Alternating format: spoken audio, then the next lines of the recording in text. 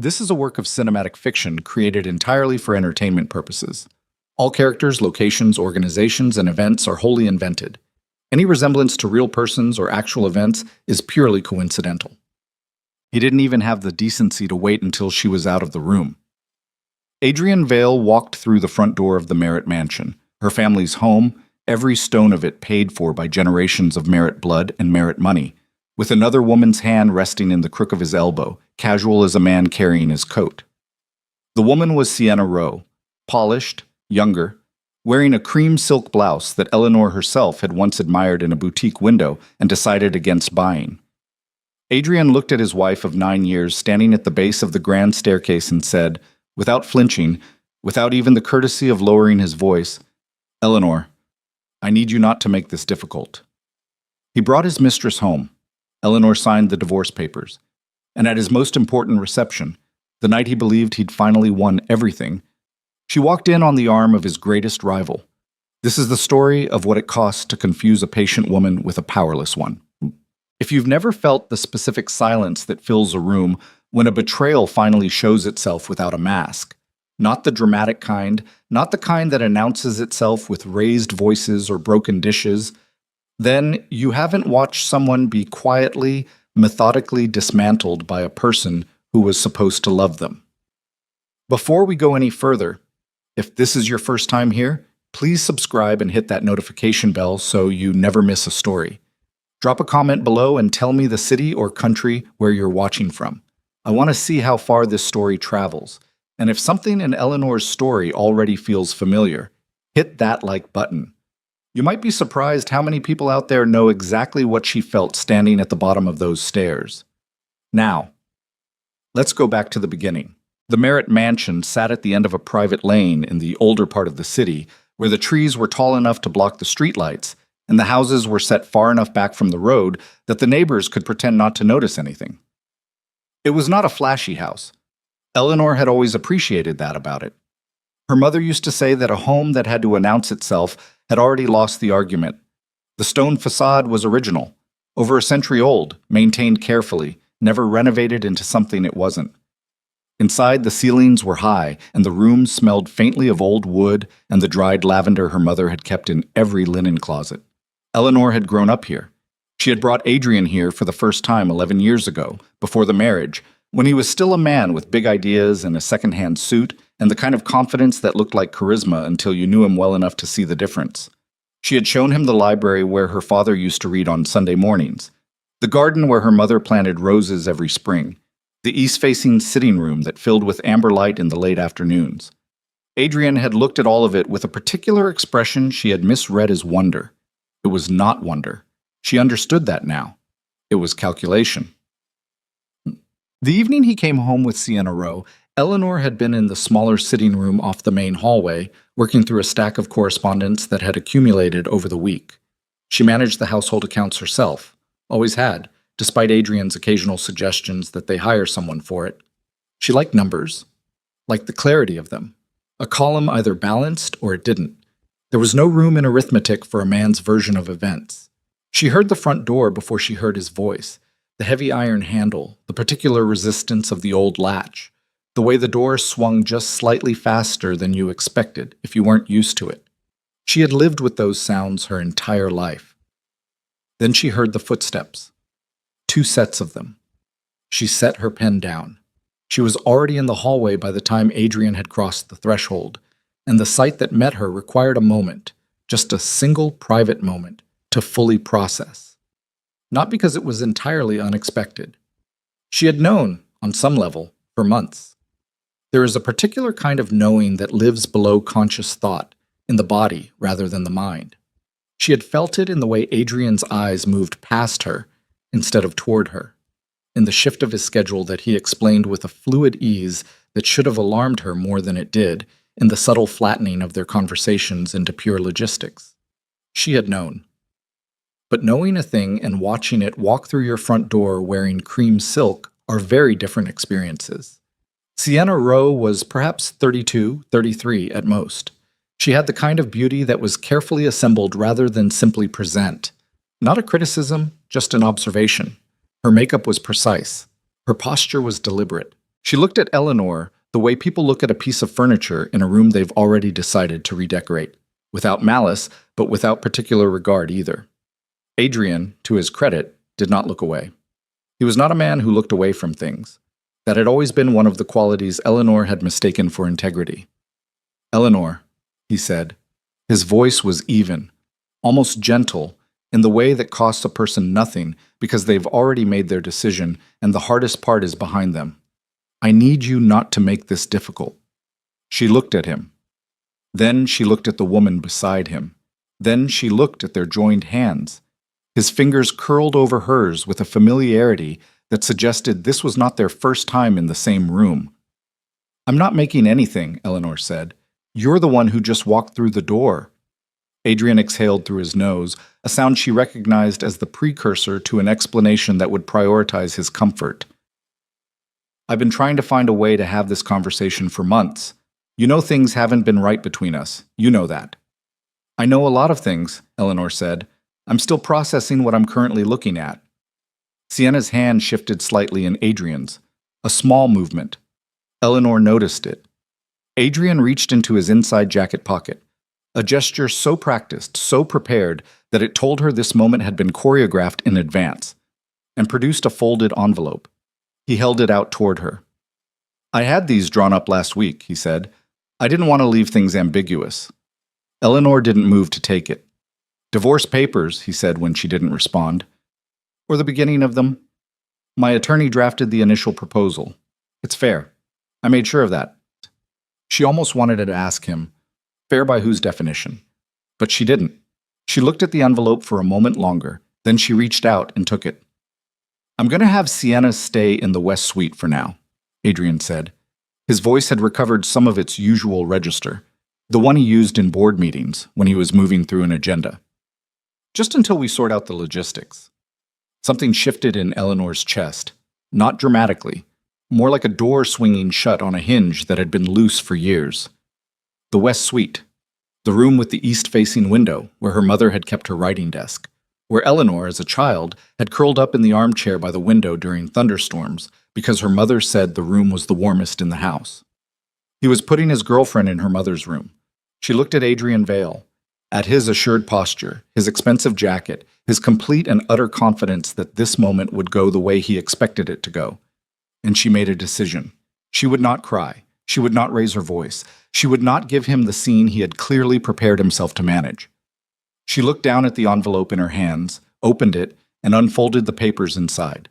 She read the first page carefully, then the second. Adrian shifted his weight from one foot to the other. "You don't have to read it all tonight," he said. "My attorney can walk you through."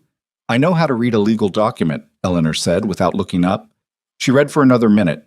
Then she folded the papers back into the envelope, set it on the hall table beside the antique lamp her grandmother had brought from abroad, and walked to the small writing desk tucked beneath the staircase where she kept a pen. She signed the page that confirmed receipt of the proposal. Not the agreement, just the receipt. She handed the envelope back to him. "I've acknowledged receiving your proposal," she said. "My attorney will be in touch." Adrian blinked. She had surprised him. She could see it. He had expected tears, or anger, or the kind of desperate negotiation that would give him the moral high ground.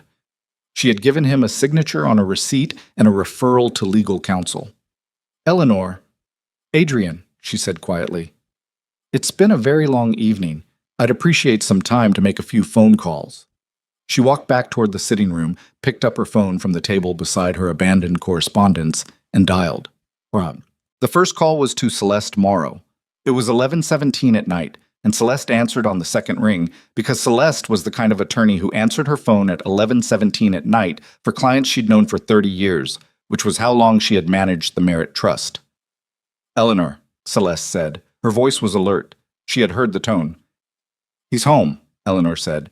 "He brought her with him. He wants her in the West Suite." A pause. Then, "Did he give you papers?" "A proposal. I acknowledged receipt. That's all." "Good." Another pause. Celeste was thinking, which she did quickly and without flourish.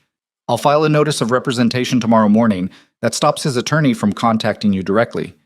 In the meantime, the trust documents. Where are they?" "In the library safe," Where they've always been.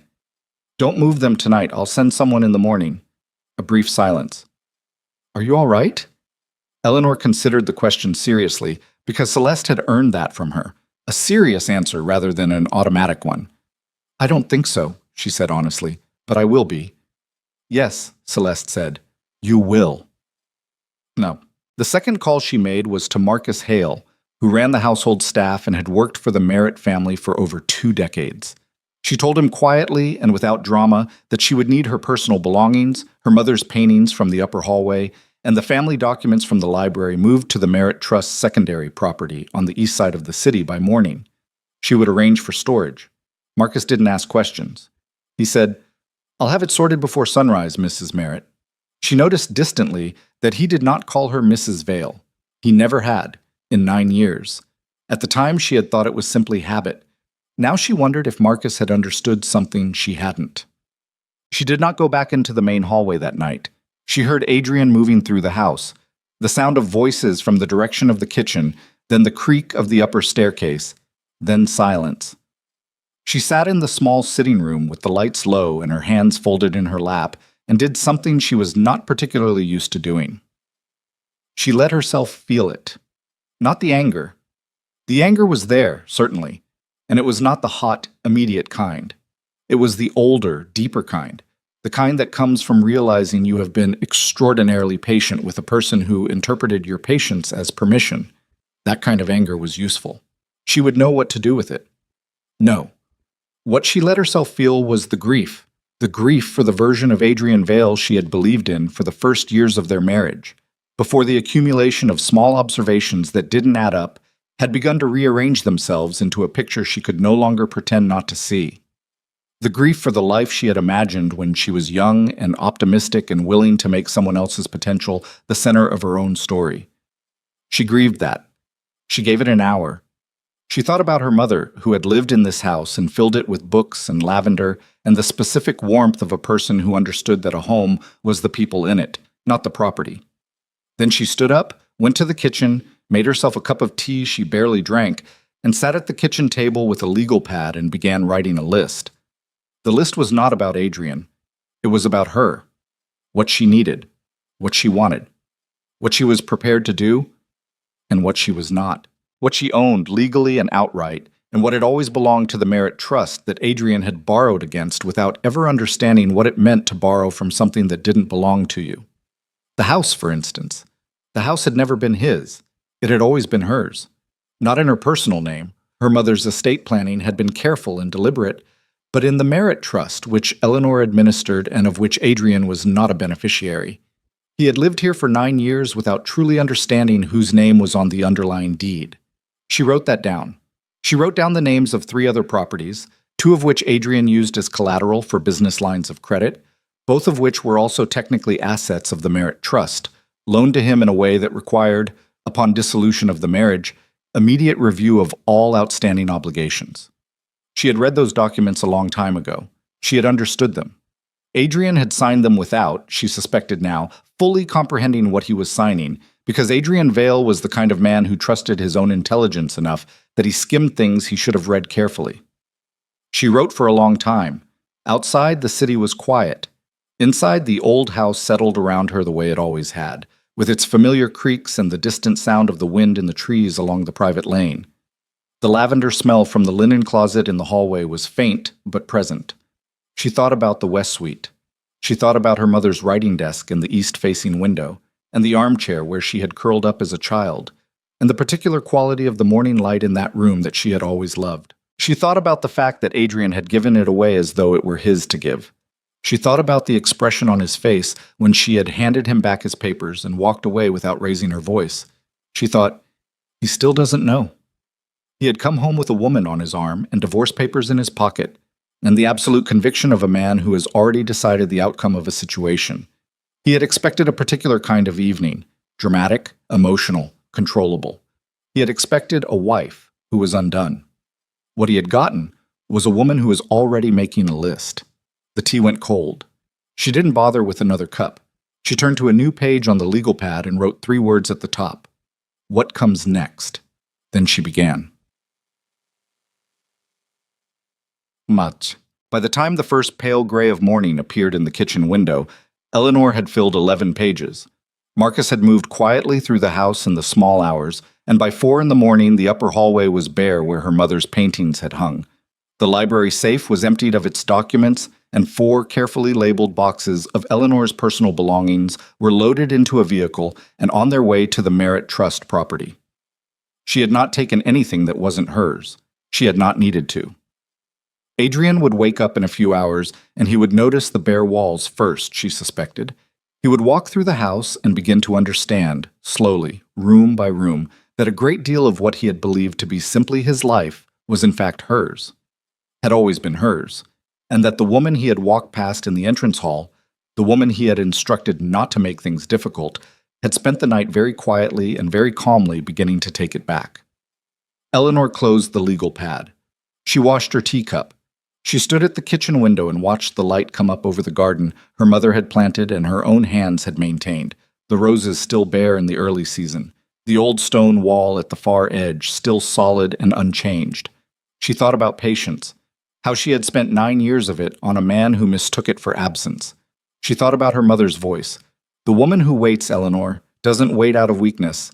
She waits because she's already thought 3 moves ahead.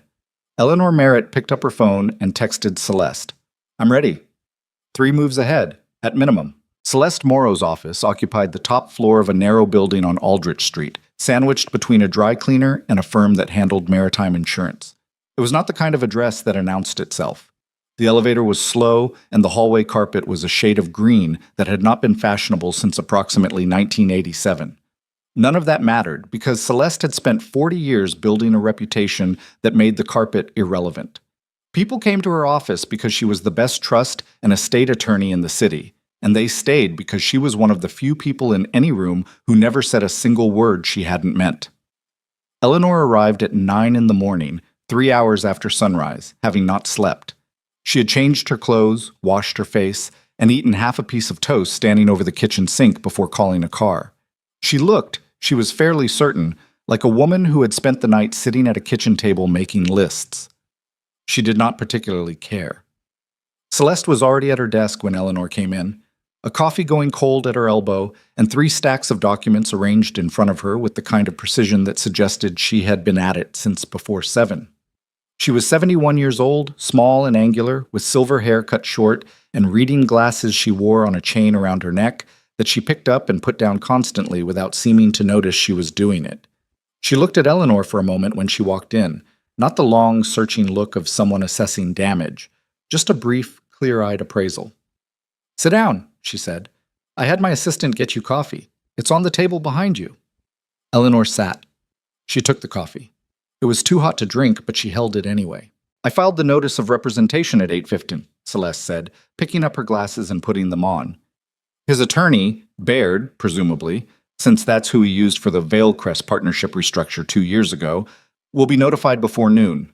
From this point on, Adrian does not contact you directly regarding any matter related to the marriage or the dissolution. If he calls, you say nothing. If he texts, you forward it to me." "He'll try," Eleanor said. "Of course he will." Celeste pulled the first stack of documents toward her. "He's going to wake up this morning and realize the paintings are gone, and he's going to make several incorrect assumptions about what that means, and then he's going to call you to either reassure himself or intimidate you, depending on his mood. Don't answer." "What does he actually not know yet?" Eleanor asked. "About the trust. About the house." Celeste set her glasses down. "That's what we need to establish clearly, because it determines how the next several weeks go."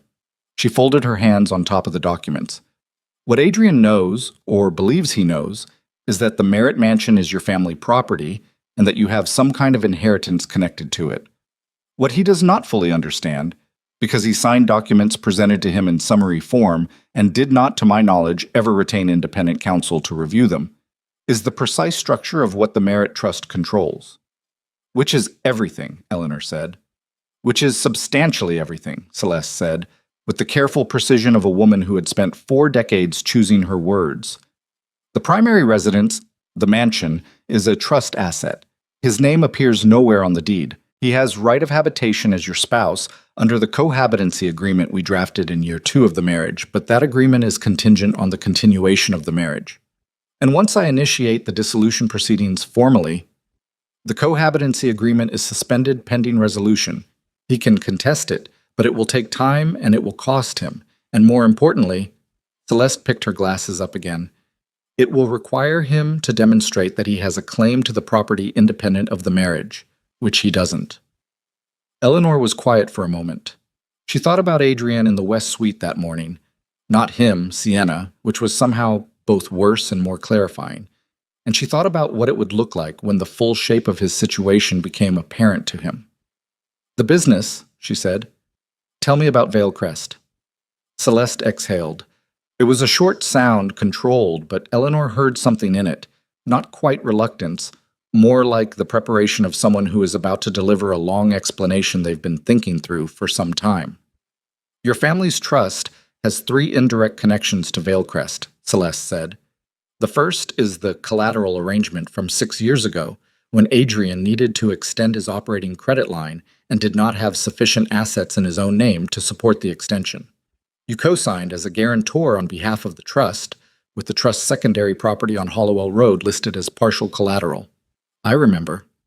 The second connection is the Marchfield investment. Celeste moved to the second stack of documents. Your mother's estate included a 12% stake in the Marchfield Group, which is one of Vale Crest's primary commercial landlords. The trust has held that stake continuously. Adrian has always known the trust held it. He did not ask, and you did not volunteer. What that means in terms of the rent structure and lease review clauses. Eleanor turned the coffee cup in her hands. And the third? Celeste looked at her steadily. The third connection is one I need to walk you through carefully, because it is the most significant and also the most delicate. 7 years ago, when Vale Crest was trying to break into the Harlan industrial contracts, the ones that effectively tripled the company's revenue over the following 4 years, the introduction was made through the Merit Trust's relationship with the Harlan family. Your grandfather and Theodore Harlan were partners. That relationship transferred in a limited form to the trust. Adrian was able to walk into that room and be taken seriously in part because he was introduced as a representative of a Merit family business interest. The room was quiet for a moment. Eleanor could hear the building's old heating system working somewhere in the walls. He built his reputation on a foundation he didn't build, she said. He built a great deal on his own, Celeste said, and she said it fairly, without inflation in either direction. He is not without ability, but the runway, the early credibility, the collateral, the introductions. Yes, a significant portion of that came from your family's position. And he never acknowledged that. Not formally, no. Eleanor set the coffee cup down. What does he think he's walking away from this marriage with? Celeste allowed herself a very small, very dry expression that wasn't quite a smile. Based on the proposal his attorney drafted, which I've reviewed, I believe Adrian thinks he's walking away with the business, a negotiated settlement figure, and the continued use of the Hollowell Road property as collateral. He's proposing to leave you with a cash sum and this house. This house that he doesn't own.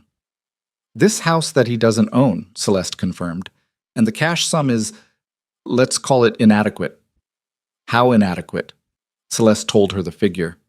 Eleanor blinked once, then she said, That's what he thinks 9 years is worth. That's what he thinks, Celeste said. And more importantly, it's what he thinks he can afford to offer, given his read of what you know and what you don't. Eleanor was quiet again.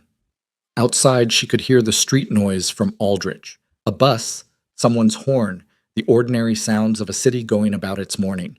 She thought about Adrian in that entrance hall, handing her the envelope with the confident ease of a man closing a deal he'd already won in his head. She thought about the list she had made at the kitchen table. What I want, Eleanor said, is not to take everything from him. Celeste waited.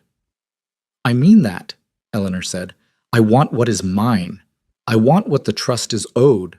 I want the Hollowell Road collateral released. I want the Marchfield stake treated as what it is, boy, a trust asset, not a marital one.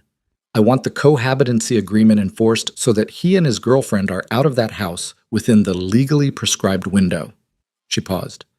I don't want to destroy Vale Crest. That distinction may not matter to him, Celeste said. He's going to feel destroyed regardless. That's his problem to manage, Eleanor said. Not mine. I spent 9 years managing his problems. I'm done. Celeste nodded slowly. She picked up her glasses, put them on, and pulled a fresh legal pad from her desk drawer. All right, she said. Let's build you a strategy. They worked for 3 hours. Eleanor drank 2 more cups of coffee and ate a granola bar from Celeste's desk drawer that was approximately 8 months past its sell-by date and tasted like cardboard and regret, and she did not complain about it because they were in the middle of something that mattered more than the granola bar. By noon, Eleanor understood the full shape of what she had, what Adrian had, and what the difference between those two things meant in a legal proceeding. By 12:30, Celeste had drafted the initial counterposition to Adrian's proposal that would go to his attorney within 48 hours. By the time Eleanor left the building on Aldrich Street, walking out into a cold, bright afternoon, she felt something she hadn't felt in a very long time. Not happy, not relieved. Something more like steady. The feeling of standing on ground you know is solid because you've walked it your whole life, rather than ground you've been assured is solid by a man who needed you to believe it. Her phone rang as she reached the sidewalk. It was Adrian. She forwarded it to Celeste's voicemail and kept walking. He called 3 more times before she got to the corner. She didn't answer any of them. She did, on the 4th call, send a single text message. All communication through my attorney, please. You have the contact information. He did not reply, which told her his attorney had already been in touch. Good. That meant he was beginning to understand that this was not going to go the way he had planned. She got into her car and sat for a moment before telling the driver to go. She looked at her own reflection in the darkened window and thought, not for the first time, he really doesn't know what he married. The driver pulled into traffic. Eleanor looked out at the city going past. The ordinary afternoon of it, people moving in and out of buildings, a food cart on the corner with a line of office workers, 2 pigeons on a ledge apparently arguing. And she let herself think about the months ahead the way she might think about a project she'd taken on, not dreading it, not minimizing it, just looking at it straight. There was going to be a fight. Adrian was not the kind of man who received information about his own limitations graciously. He would push. He would try to reframe. He would go, at some point, to the court of social opinion. She knew him well enough to know that. He cared deeply, and perhaps more than anything else, about how he looked to other people. He was also, she knew, in the middle of something professionally. He had mentioned the Harlan-connected merger at least 6 times over the past 18 months. Mentioned it the way people mention the thing they're most nervous about, in passing, repeatedly, as though saying it out loud enough times might make it certain. The Vailcrest merger with a firm called Caldwell Partners was supposed to be, in Adrian's telling, the capstone of everything he'd built. The deal that made him not just successful, but significant. Eleanor had listened to him talk about it for a year and a half and had never said a word about the Harlan connection, or what it would mean to that particular room's memory of the Merritt name if the details of their separation became public in a certain way. She had not said it because she was not, despite what Adrian might now be telling himself, a vengeful person. But she was a realistic one. The car moved through afternoon traffic. Eleanor took out her phone and opened a contact she had used perhaps 4 times in 7 years, a name she'd collected through the Merritt Trust's professional network, an introduction she'd sat on without particular purpose until now. Julian Hawthorne. The call rang twice. A man's voice answered, crisp and unhurried. Hawthorne. Mr. Hawthorne, Eleanor said. My name is Eleanor Merritt. We met briefly at the Alderman Foundation dinner 3 years ago. You may not remember. I remember, he said. A pause. I heard a rumor this morning through a mutual contact that Celeste Morrow filed a notice of representation in a Vail dissolution matter. I wondered if you'd call. Eleanor felt the corner of her mouth move. Not a smile, quite. Word travels. In certain circles. His voice was even. Not warm, but not unfriendly. What can I do for you, Ms. Merritt? I'd like to have a conversation, she said. Not about my marriage, about Vailcrest and about the Caldwell merger, and about some information I believe you may find professionally relevant. A longer pause this time. She could hear something in the background of his end, the low hum of an office, a distant voice on a phone. I have a lunch meeting, I can't move, he said. Are you available at 3? I can be, she said. The Prescott Club on Harvard Street. I'll leave your name at the desk. He ended the call without elaborating, which Eleanor appreciated. She did not need or particularly want pleasantries right now. She told the driver to take her to the hotel where she had arranged to stay temporarily. The trust's secondary property wasn't ready yet, and she was not going back to the mansion.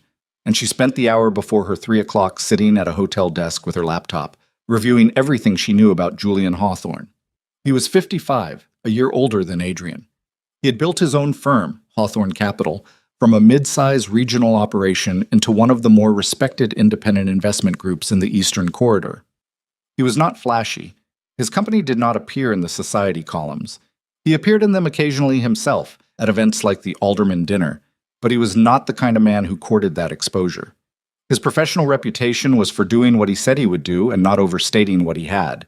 He and Adrian had crossed paths twice in a professional capacity, and on both occasions the interaction had ended with a quiet, expensive tension.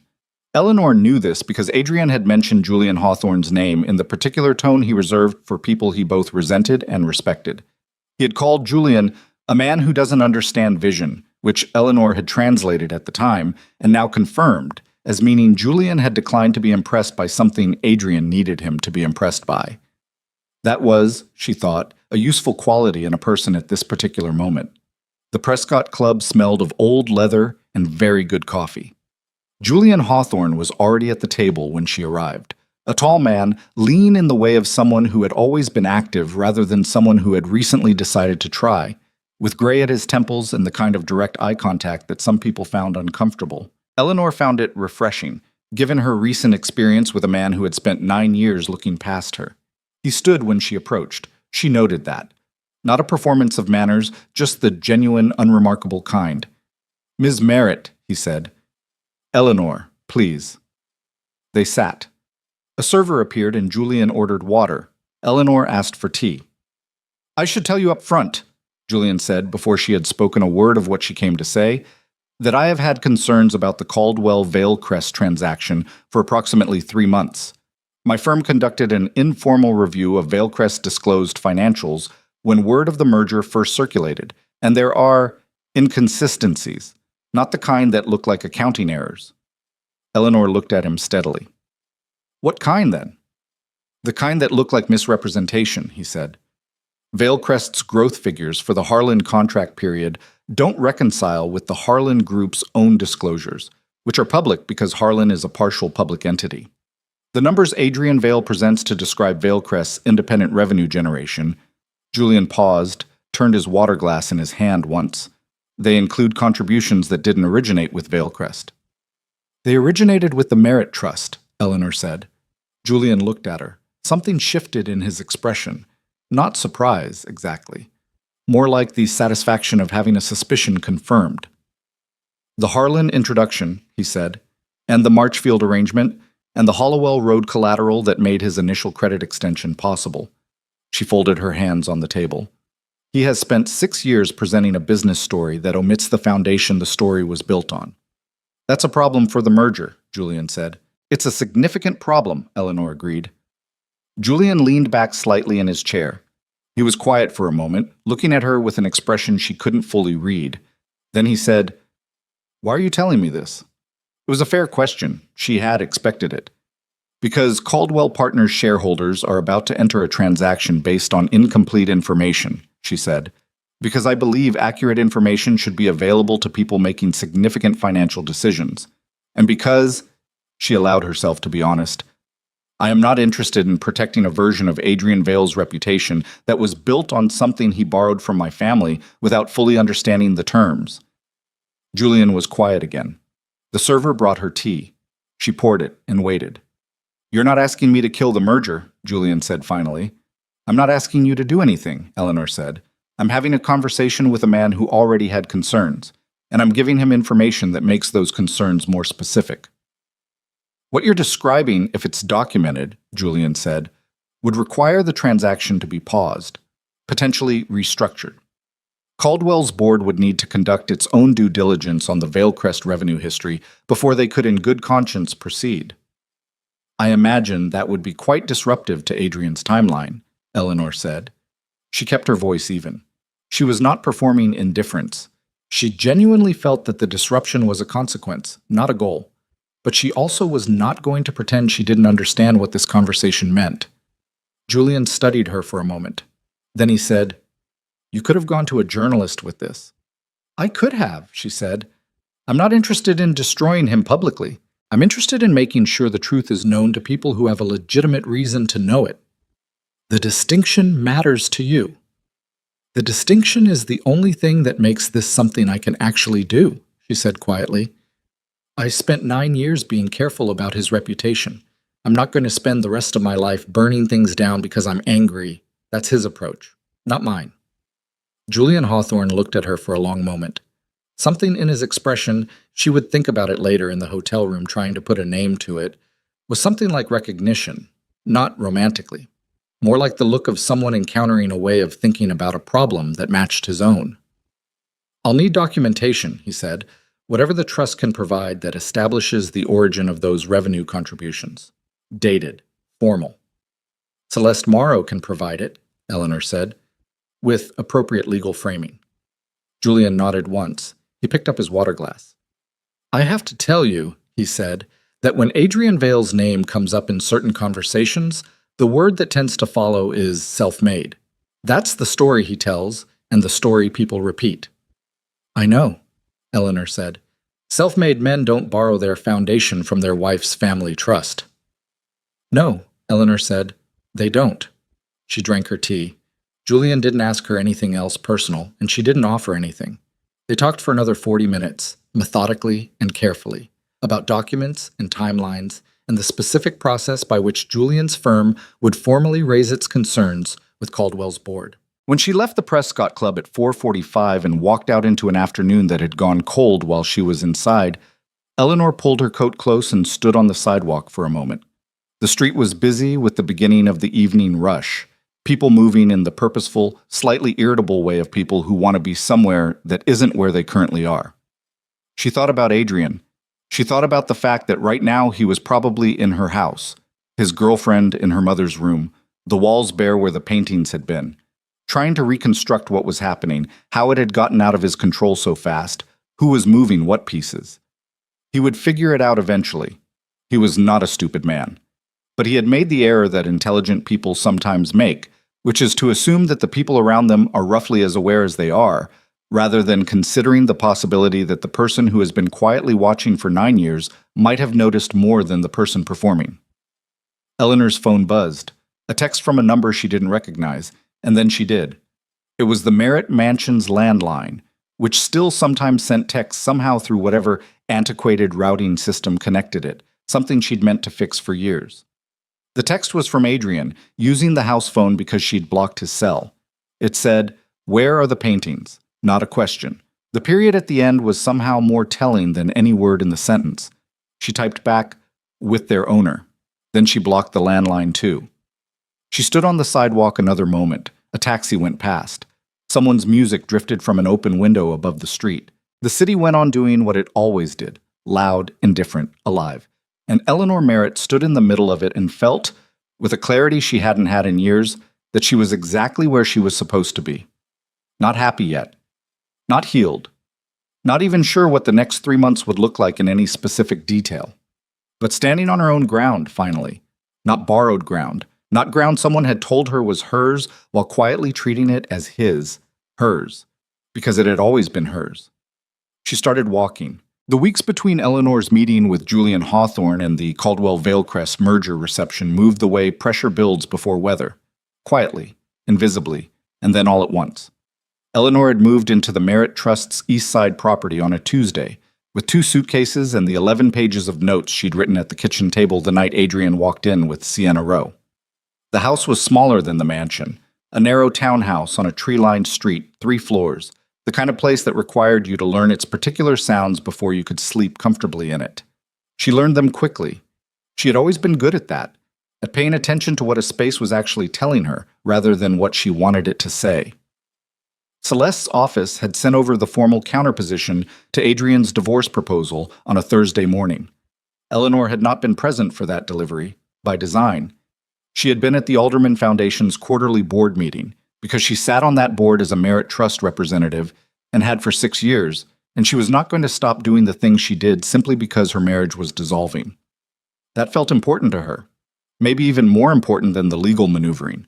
She was not going to become a woman whose entire life reorganized itself around the fact that a man had left. The counterposition, Celeste told her afterward, had produced a response from Adrian's attorney that could be described charitably as alarmed. Baird called me within 3 hours, Celeste said, over the phone that evening. He was professionally composed, but I've dealt with Baird for 20 years, and I know what composed sounds like when there's something else underneath it. He asked to schedule a preliminary discussion. What did you tell him? That we'd be happy to discuss once his client had time to review our position fully and consult with any additional counsel he felt was necessary. Celeste's voice was dry. I may have implied there was no rush on our end. Is there a rush on our end? Absolutely not, Celeste said. Time, in this situation, is working for you and against him. Every week that passes is another week Adrian Vale is paying carrying costs on a business that is currently under informal scrutiny and living in a house he does not legally own. He wants this done quickly because quickly favors him, so we don't do it quickly. Eleanor had said goodnight and sat with that for a while, the deliberate, almost architectural patience of the legal process, which was so different from the emotional patience she had been practicing for years inside the marriage. The marriage had asked her to be patient in a way that asked her to disappear. This was different. This was patient in a way that kept all of her attention sharp and all of her options open. She had talked to Julian twice more in those weeks. Both calls were brief and specific. He needed a particular document. She had Celeste's office send it. He wanted to confirm a timeline. She confirmed it. He was not the kind of man who filled silence, which she appreciated. They were not friends.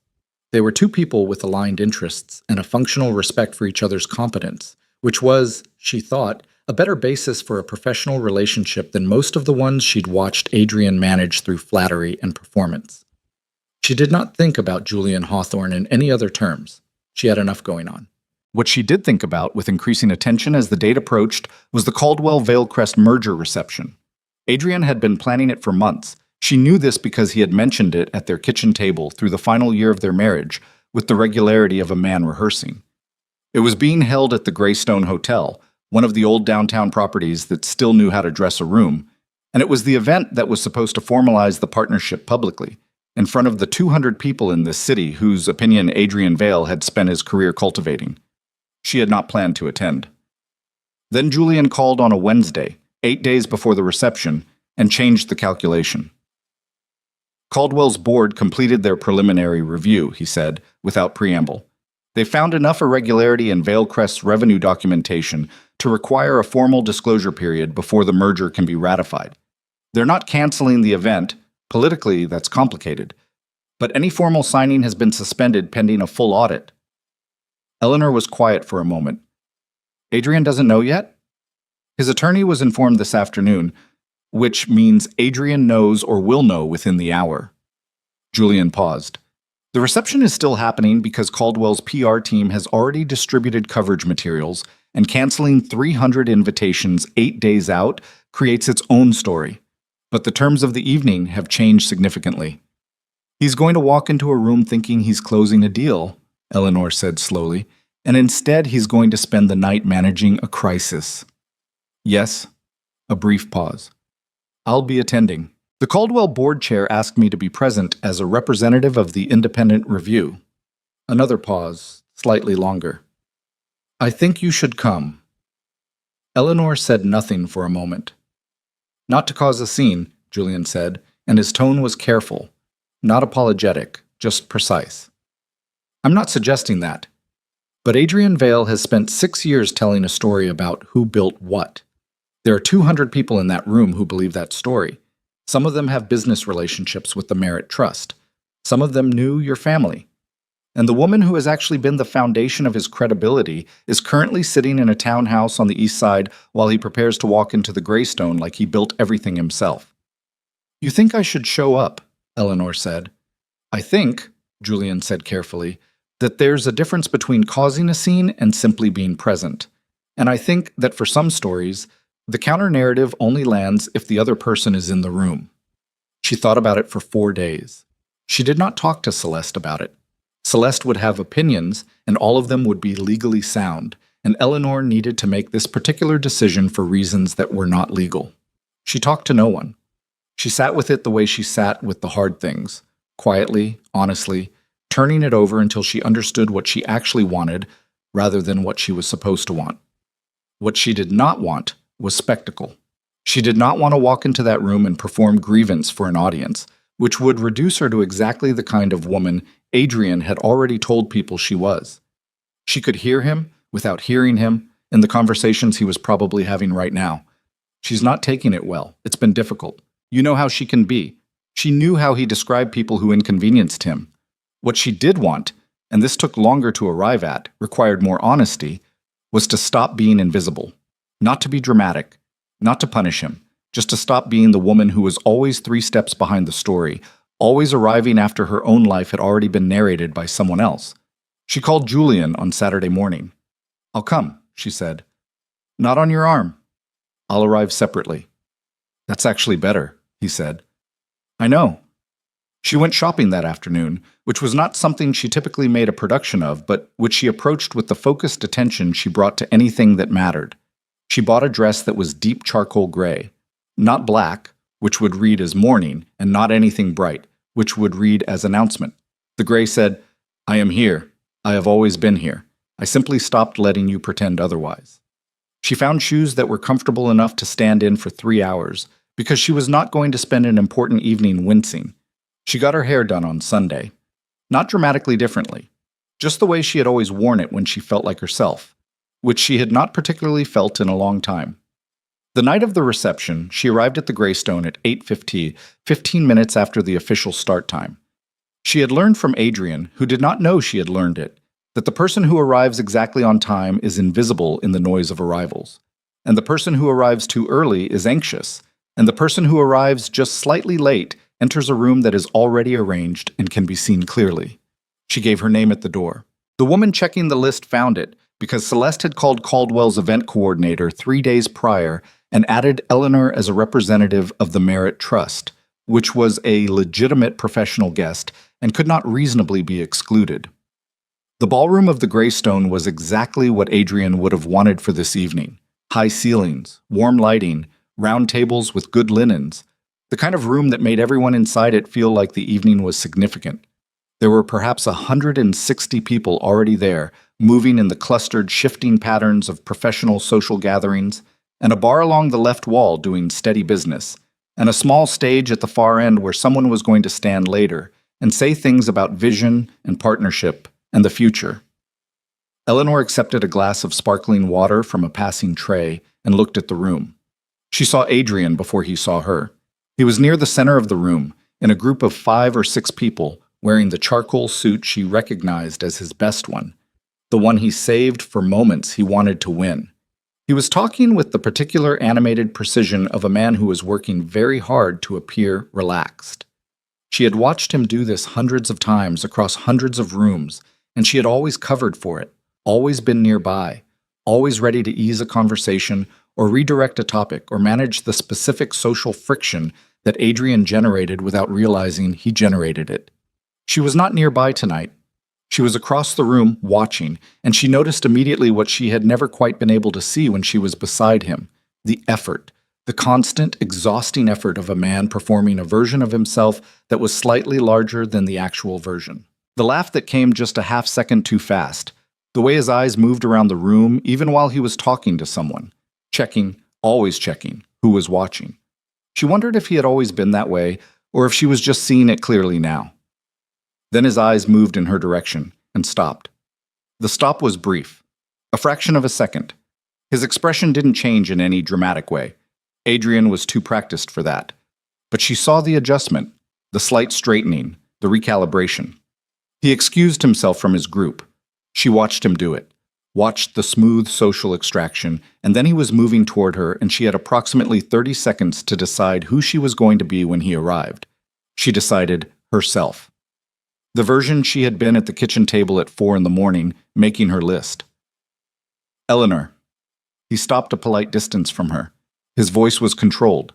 His eyes moved over her quickly. The dress, her expression, the water glass in her hand. and she could see him processing, running calculations. "Adrian," she said, "I wasn't told you were on the guest list." "The Merit Trust has a professional relationship with several people in this room," she said pleasantly, "including members of the Caldwell board. Was there a reason I shouldn't be included?" His jaw moved slightly. "No," he said. "Of course not." A beat of silence. Someone laughed loudly from across the room. A glass clinked. "You look," he started. "I'm not interested in compliments from you right now, Adrian," she said, not unkindly, just directly, the way she should have been direct years ago. "Is there something specific you needed?" Something moved through his face. She had expected anger. What she saw was more complicated than that. There was anger in it, yes, but also something that looked almost like pain, and also something that looked like the specific discomfort of a man who has rewritten a story in his head and is now encountering a version of events that won't cooperate with his revision. "Why are you doing this?" he said, quietly enough that the people nearby wouldn't hear. "I gave you a fair offer. I was trying to be reasonable." "Your offer was not fair," Eleanor said, equally quietly. "Your offer was based on a reading of the situation that left out most of the relevant facts." Celeste's response explained this. Baird's office received it. "You're trying to take everything I built. I'm trying to accurately account for what the Merit Trust contributed to what you built," she said. "Those are different things." He looked at her. For a moment, just a moment, she saw something in his expression that was not performance and not strategy. Something tired. Something that might have been, in a different man who had made different choices, the beginning of understanding. Then it closed again. "I don't think this is the right place for this conversation," he said. "I agree completely," Eleanor said. "I came to this event as a Merit Trust representative, and that is the capacity in which I'm here. I have no interest in making your evening difficult." She meant it. She genuinely did. "If you want to talk, have Baird call Celeste." He held her gaze for another moment. Then he said, and it came out more raw than she expected, "I didn't think you'd actually fight me." She looked at him. She thought about 9 years. She thought about the entrance hall and the divorce papers and the West Suite. She thought about the kitchen table and the 11 pages and Celeste's dry voice saying time is working for you. "I know you didn't," she said.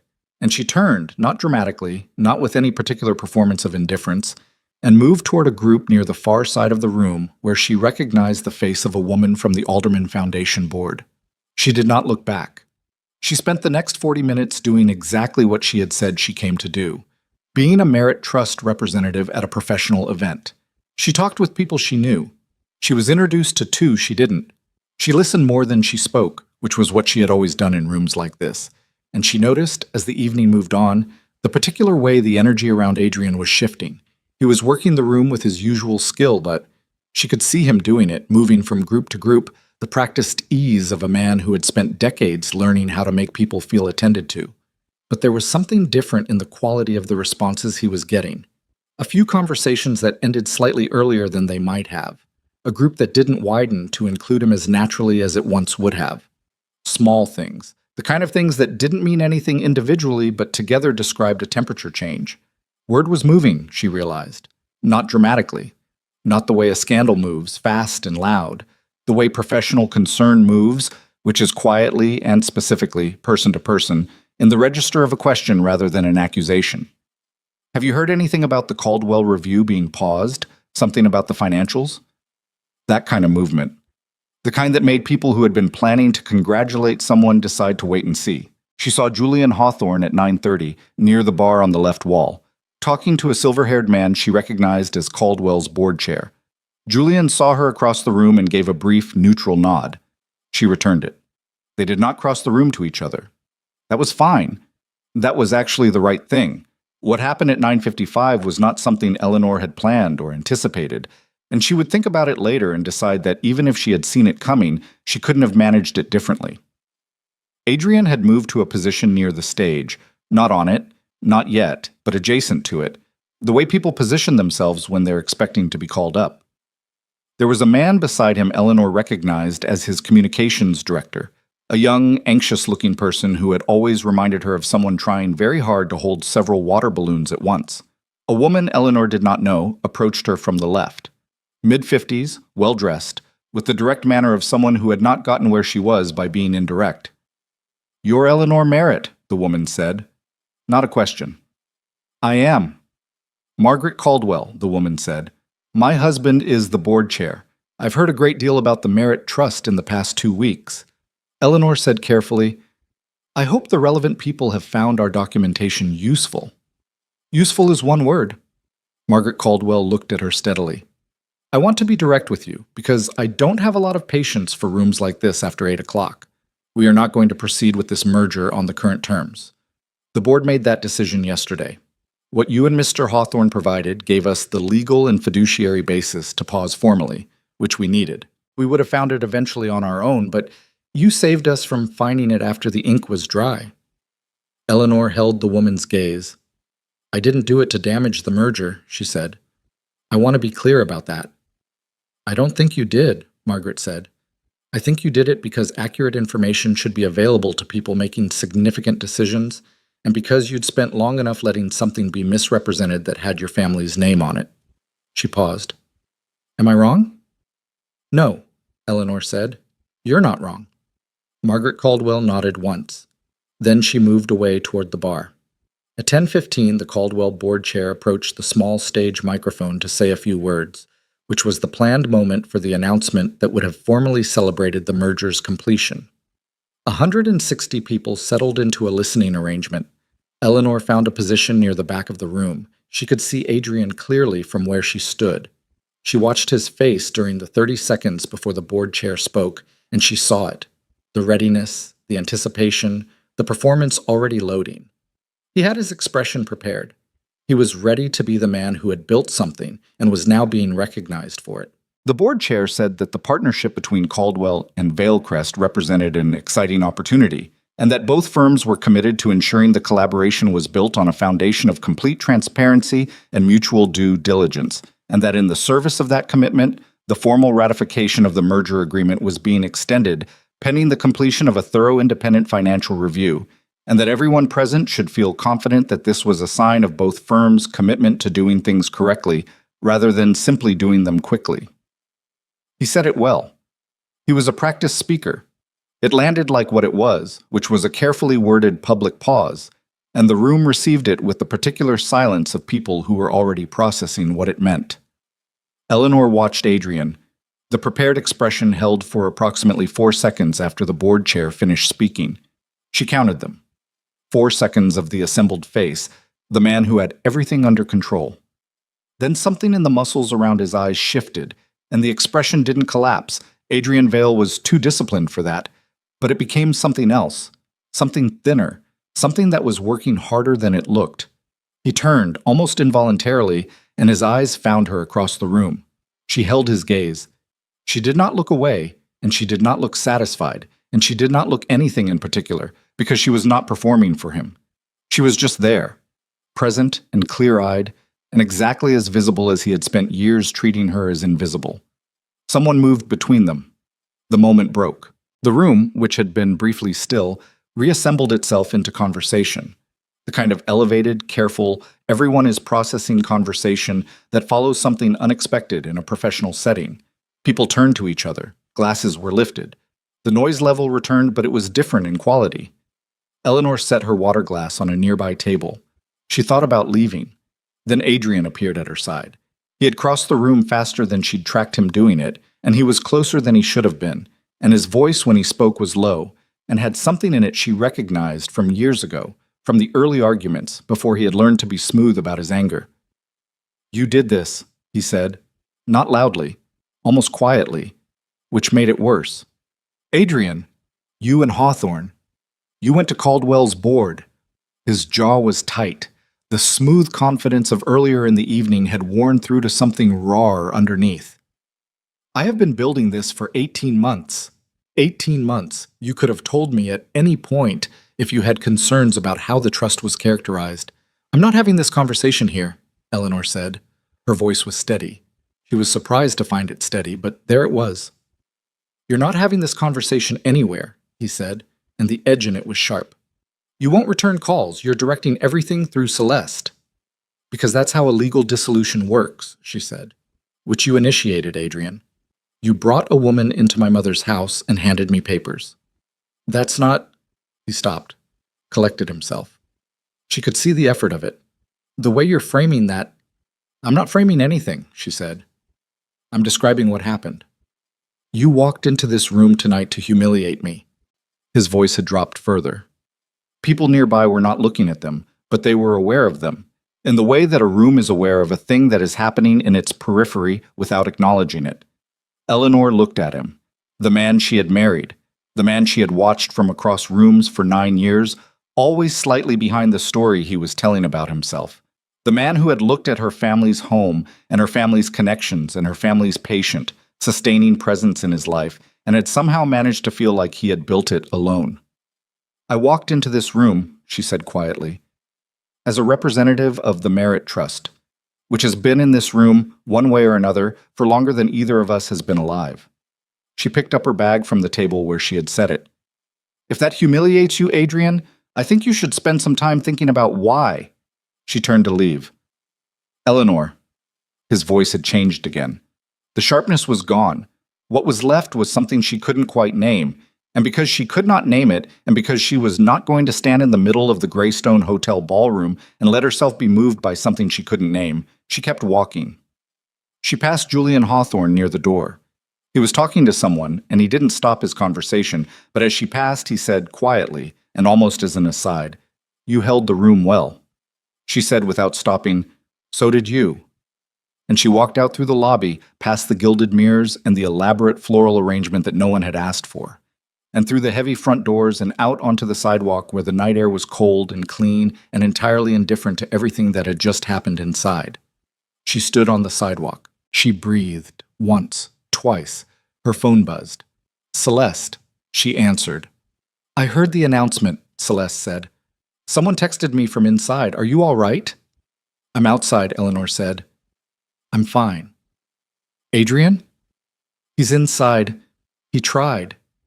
"What did you do?" Eleanor thought about the room, about the held gaze across 160 people, about the 4 seconds of Adrian's assembled face before it became something thinner and more real than any face he'd worn in years. "I was just there," she said. That was enough. Celeste was quiet for a moment. Then she said, "Go home. Get some sleep. This is going to move fast now, and you need to be rested." Eleanor said good night. She put her phone in her bag and stood on the sidewalk another moment, looking at the street. A cab came. She got in. As it pulled away from the curb, she didn't look back at the Greystones' entrance because there was nothing behind her that she needed to look back at. She looked forward. At the city going past in the dark, lit and moving and complicated, full of stories that nobody had gotten around to telling correctly yet. She had time. Celeste had been right about one thing without qualification. It moved fast. The morning after the Greystone reception, Eleanor woke at 6 to 4 missed calls from numbers she didn't recognize, and a text from Celeste that said simply, "Don't speak to journalists. Not yet. Call me at 8. She lay in the narrow bed in the East Side townhouse and listened to the buildings settling around her and thought about the word yet, which was doing considerable work in that sentence. She called at 8 exactly. 2 business reporters have already filed requests for comment on the Caldwell Review, Celeste said, skipping any preamble. One of them specifically mentioned the Merit Trust's involvement. Someone talked last night. Who? I don't know, and it doesn't matter right now. What matters is that we are not going to be the story, and the way we avoid being the story is by not commenting on the story. Celeste paused. Adrian's communications team issued a statement at 7 this morning calling the review a routine due diligence extension and expressing confidence in the merger's timeline. Eleanor sat up in bed. That's aggressive. It's desperate, which looks like aggressive on him. Celeste's voice was measured. His attorney also called Baird's office this morning. Baird wants to schedule an in-person mediation session. He used the word urgent, which Baird doesn't do unless his client is genuinely alarmed. Are we going to agree to the mediation? We're going to agree to it on our timeline, not his. Another pause. I want 3 weeks. He won't wait 3 weeks. He'll have to, Celeste said, because the alternative is litigation, which is slower and considerably more expensive for both parties, and Adrian Vale's financial exposure right now, with a merger under review and 2 trust-collateralized credit lines suddenly in question, does not make litigation a rational choice for him. A brief silence. He's going to try to reach you directly before the 3 weeks are up. He's done it before and he'll do it again. Don't. I know, Eleanor said. She knew because he had already tried twice before 8 in the morning. The missed calls from unrecognized numbers, 2 of which turned out to be hotel room phones when she looked them up later, which meant he had either moved out of the mansion voluntarily or been asked to leave under the terms of the suspended cohabitancy agreement. She did not feel particularly triumphant about that. She felt, if she was honest, something more complicated. Not guilt. More like the specific weight of consequence, which is different from guilt because guilt implies you did something wrong, and she had not done anything wrong. But consequence has weight regardless of who generated it, and she was not immune to feeling that.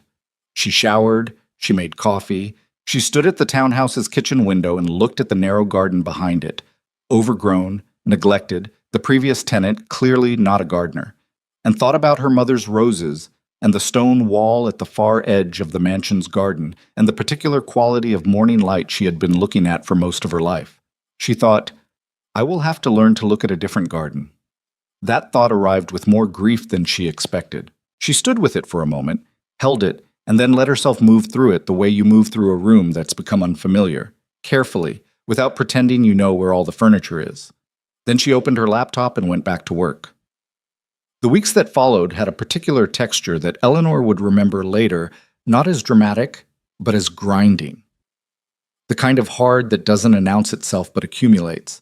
A week of legal correspondence, then 2 days of financial documentation, then a conference call with Celeste and a forensic accountant the trust had retained, then a weekend where nothing moved formally, but Eleanor's phone produced a low-level, persistent hum of indirect contact, a mutual acquaintance who called to check in and spent 20 minutes obliquely relaying Adrian's position.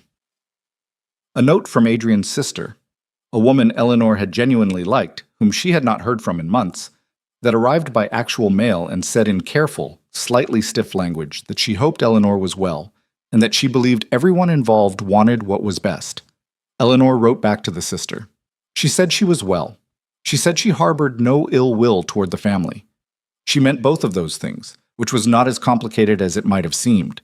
She did not harbor ill will. She harbored clarity, which was something else entirely. The mediation was scheduled for a Thursday morning 3.5 weeks after the reception at a neutral office on the 14th floor of a building downtown that handled exactly this kind of thing. Beige carpets, water pitchers on the table, the deliberate blankness of a space designed to contain conflict without amplifying it. Eleanor arrived with Celeste. Adrian arrived with Baird, a tall, careful man in his 60s who had the energy of someone who had seen everything twice and was no longer surprised by any of it. Adrian looked tired, not destroyed. He was not a man who showed destruction easily, but tired in the specific way of someone who had been managing a situation that kept being larger than his management of it. He was wearing a good suit, but it looked like he had made a decision about it rather than simply put it on, which was a distinction Eleanor noticed because she had watched him dress for important mornings for 9 years and knew the difference. He looked at her when she came in. She looked back. Neither of them said anything beyond the basic professional acknowledgement that the room required. The mediator, a compact woman named Dr. Yuen, who had a voice designed to make rooms quieter, opened by explaining the process, which Celeste and Baird had both been through many times, and Eleanor had read about carefully enough to understand. The mediation was not binding. It was an attempt to reach a negotiated resolution before the matter went to a judge who would impose one. Both parties retained the right to walk away.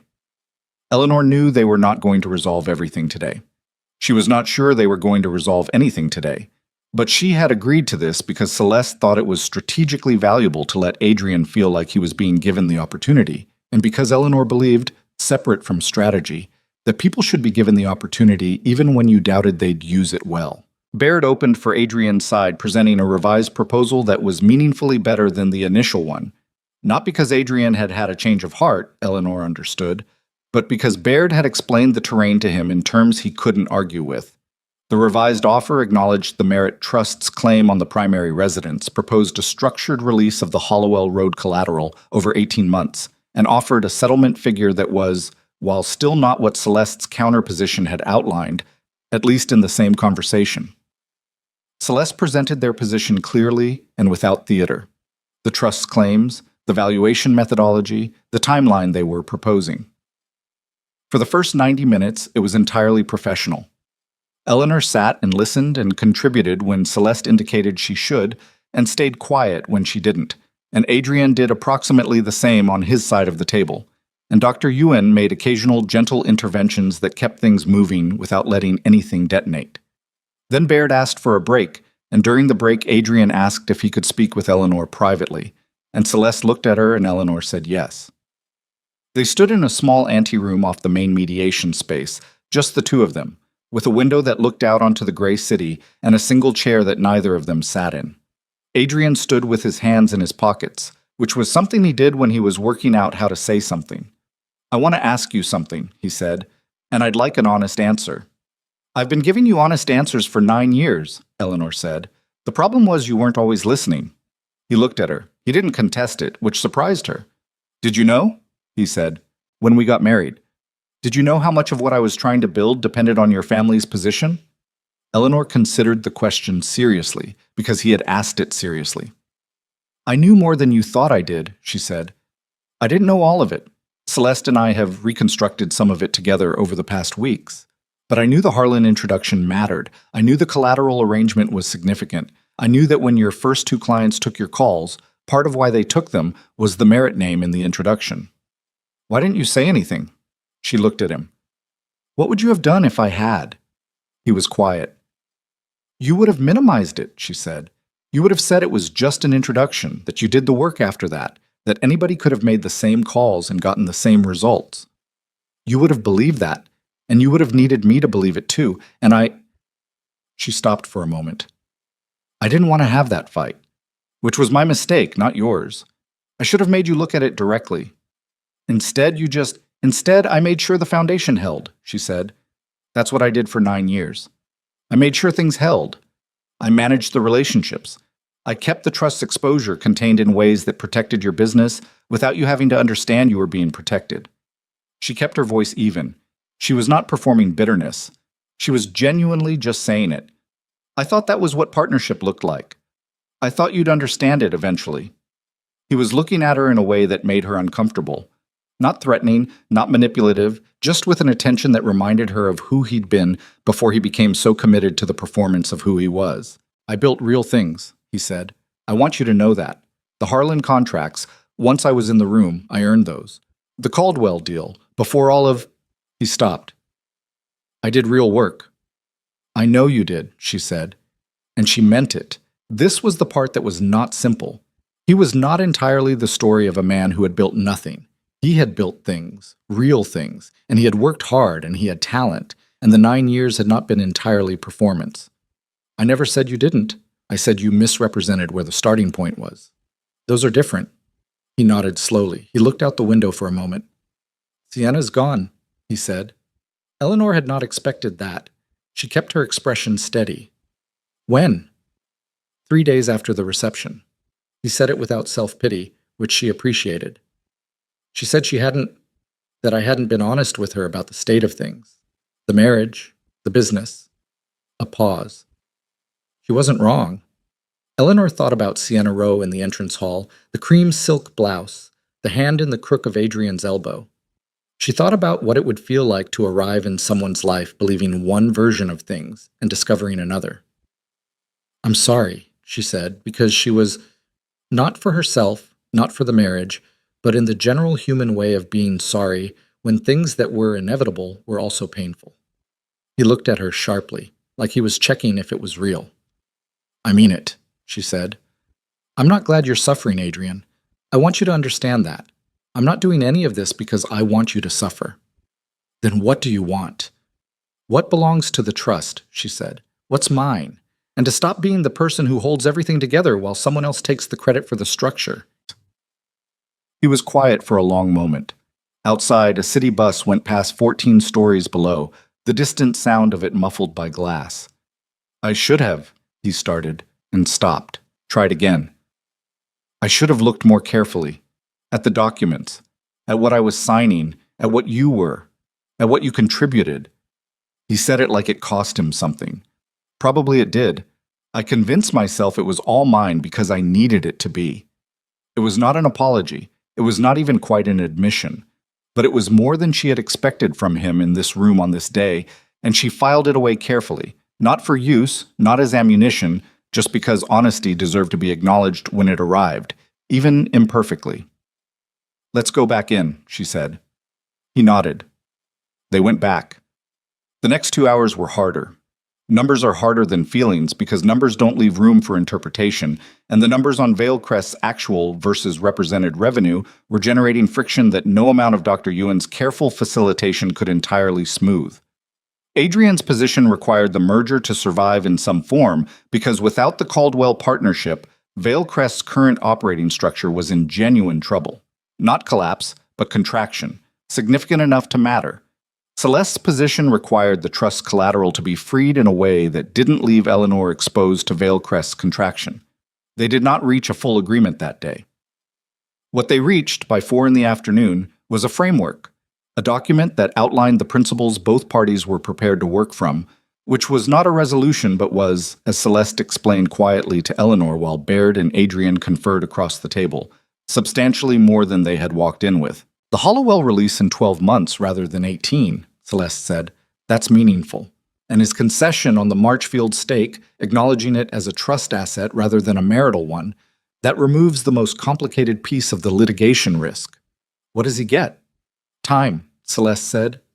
"He gets the merger process allowed to continue under the new disclosure framework without the trust actively contesting Veilcrest's fitness as a partner, which is what his business needs right now." She looked at Eleanor.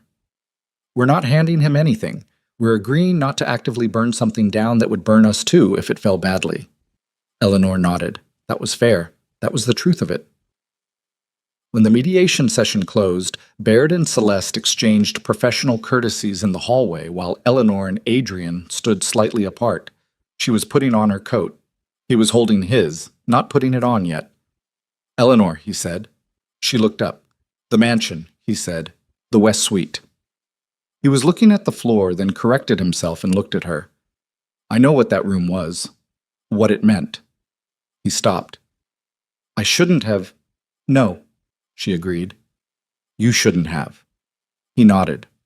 "Once." He put his coat on. She walked to the elevator with Celeste. She did not look back, but this time it was different from the Greystone. This time it wasn't a performance of not looking back. She genuinely did not need to. There was nothing she had left behind her. The Caldwell-Veilcrest merger was restructured over the following 6 weeks. It survived, but in a significantly altered form.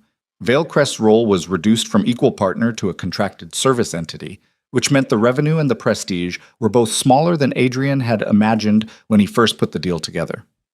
The Caldwell board chair, in a careful public statement, praised both firms' commitment to transparency and the due diligence process, which was the kind of language that everyone in the relevant professional circles understood correctly. Adrien remained at Veilcrest. He was not removed because the restructured company still needed him. He had built genuine expertise and genuine relationships, and neither of those disappeared with the merger's terms. But his control was reduced. He had a board above him now, which he hadn't before, and the board asked questions and expected answers, and Adrian Vale was going to have to learn to operate in a structure that didn't bend around his version of things. Eleanor heard this secondhand, through Celeste, and through the ordinary professional osmosis of a city where everyone who knew anyone knew everyone. She did not follow it closely. She had her own work. Something unexpected had happened in those weeks of legal maneuvering and early mornings and 11-page lists. Eleanor had started to see the shape of what she actually wanted to do with the trust. Not just administer it, she had been doing that for years, but build with it. The Merit Trust had money and property and relationship capital that she had been carefully maintaining rather than actively directing, because maintaining had felt like enough when she was also managing everything else around Adrian. Without that weight, she had space.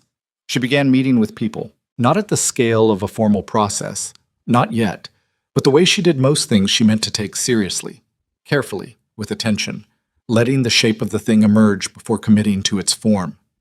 She met with a woman who ran a transitional housing program on the city's north side.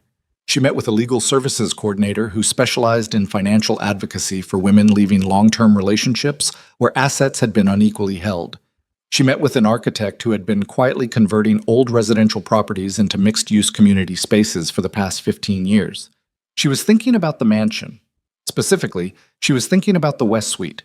The thought had come to her in stages, the way thoughts do when they arrive from somewhere true rather than somewhere calculated. First, just the image of the room. The east-facing window, the morning light, the armchair where she had sat as a girl. Then the recognition that the mansion was too large for her to live in alone and too significant to sit empty. Then, slowly, the question of what that space could hold that would be worthy of what had happened there, of her mother, of the years Eleanor had spent in it. She told Celeste about it on a Tuesday afternoon in Celeste's office with the old green carpet and the slow elevator, with coffee that was actually hot this time because someone had just made it. "I want to open part of the mansion," Eleanor said. "Not all of it. The West Wing. For women who are navigating what I just navigated. Financial entanglement, the kind where someone else was managing all the information and they're starting from somewhere complicated." She stopped. Legal support. Financial literacy. Maybe temporary workspace for women who need to re-establish professional identity after time away from the field. Celeste looked at her over the top of her glasses. "That's a significant undertaking." "I know. It requires restructuring the trust's mission statement. It requires staff. It requires regulatory compliance on the housing and legal service components." Celeste put her glasses down. "It's also, if done correctly, exactly the kind of use that would protect the mansion from estate tax exposure long term, which I have been trying to get you to think about for 7 years. Eleanor almost smiled. "So you're saying I'm accidentally very strategic?" "I'm saying your instincts have always been sound," Celeste said. "You just spent a long time directing them towards someone else's benefit." Eleanor sat with that for a moment. The afternoon light came through Celeste's high window and landed on the edge of the desk. The same way it always did, the same quality of light this high in the building, and Eleanor thought about how many afternoons she had sat in this office across from this woman and talked about maintaining things rather than building them. "I want to call it the Merit Foundation," she said.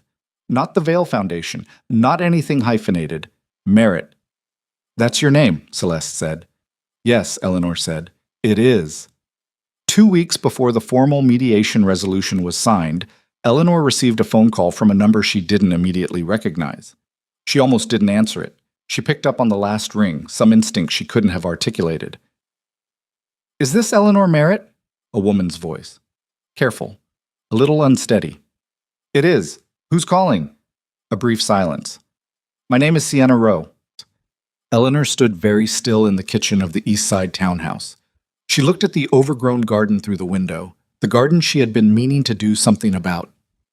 "I got your number from... It doesn't matter how I got it." Sienna's voice was composed, but with visible effort. "I want to say something, and I don't need you to respond, or to forgive me, or anything like that. I just need to say it."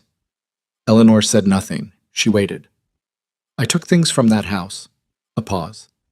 "When Adrian asked me to pack up some of the rooms, after you moved out and before the legal notices came, he told me the paintings and the things were being moved to storage. He said they were his. He asked me to help, and I did, and I didn't ask enough questions because I didn't want to ask questions." Her voice shifted slightly. "I found out later that they were your family's, your mother's, and I want to return them."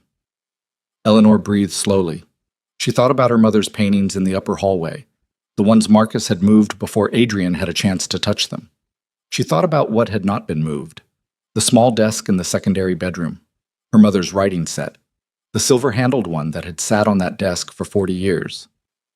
"The writing desk?" Eleanor said, a quiet sound on the other end of the line. "Yes.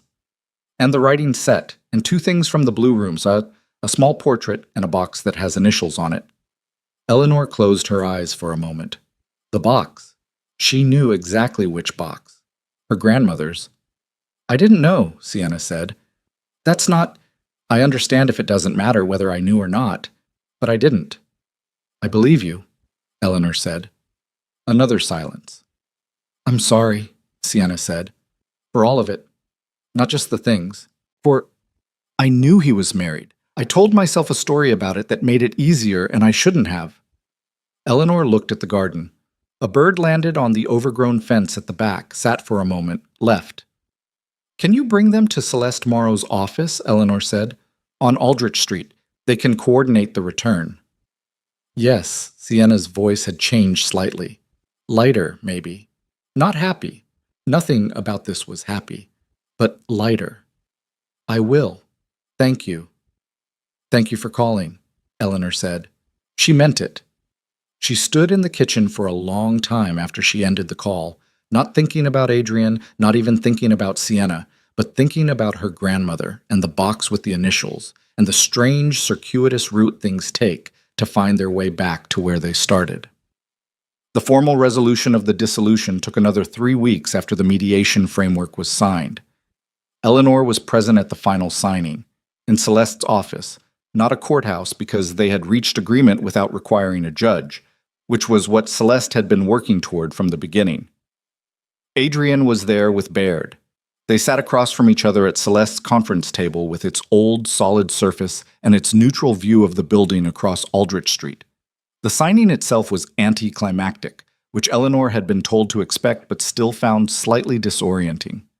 9 years, and it ended with a series of initials and signatures and the soft sound of pages turning and Baird and Celeste exchanging documents across the table. Adrian signed without looking up from the pages. Eleanor signed clearly, her full name, the name she had always used. When it was done, Celeste said, "That concludes it," with the clean finality of someone filing a document, which was exactly what it was. Adrian capped his pen. He looked up, briefly, and his eyes met Eleanor's across the table. She could not read everything in his expression. She didn't try. She nodded once, a small acknowledgement of 9 years and all that they had been and all that they had not been. And he returned it. And then Baird was talking to Celeste, and Eleanor was putting her copy of the signed documents in her bag. She walked out of Celeste's office and down the slow elevator and out onto Aldrich Street, where the day was cool and clear, and the dry cleaner next door had a handwritten sign in the window advertising a spring special. She stood on the sidewalk. She thought, "I am Eleanor Merritt. I am 53 years old.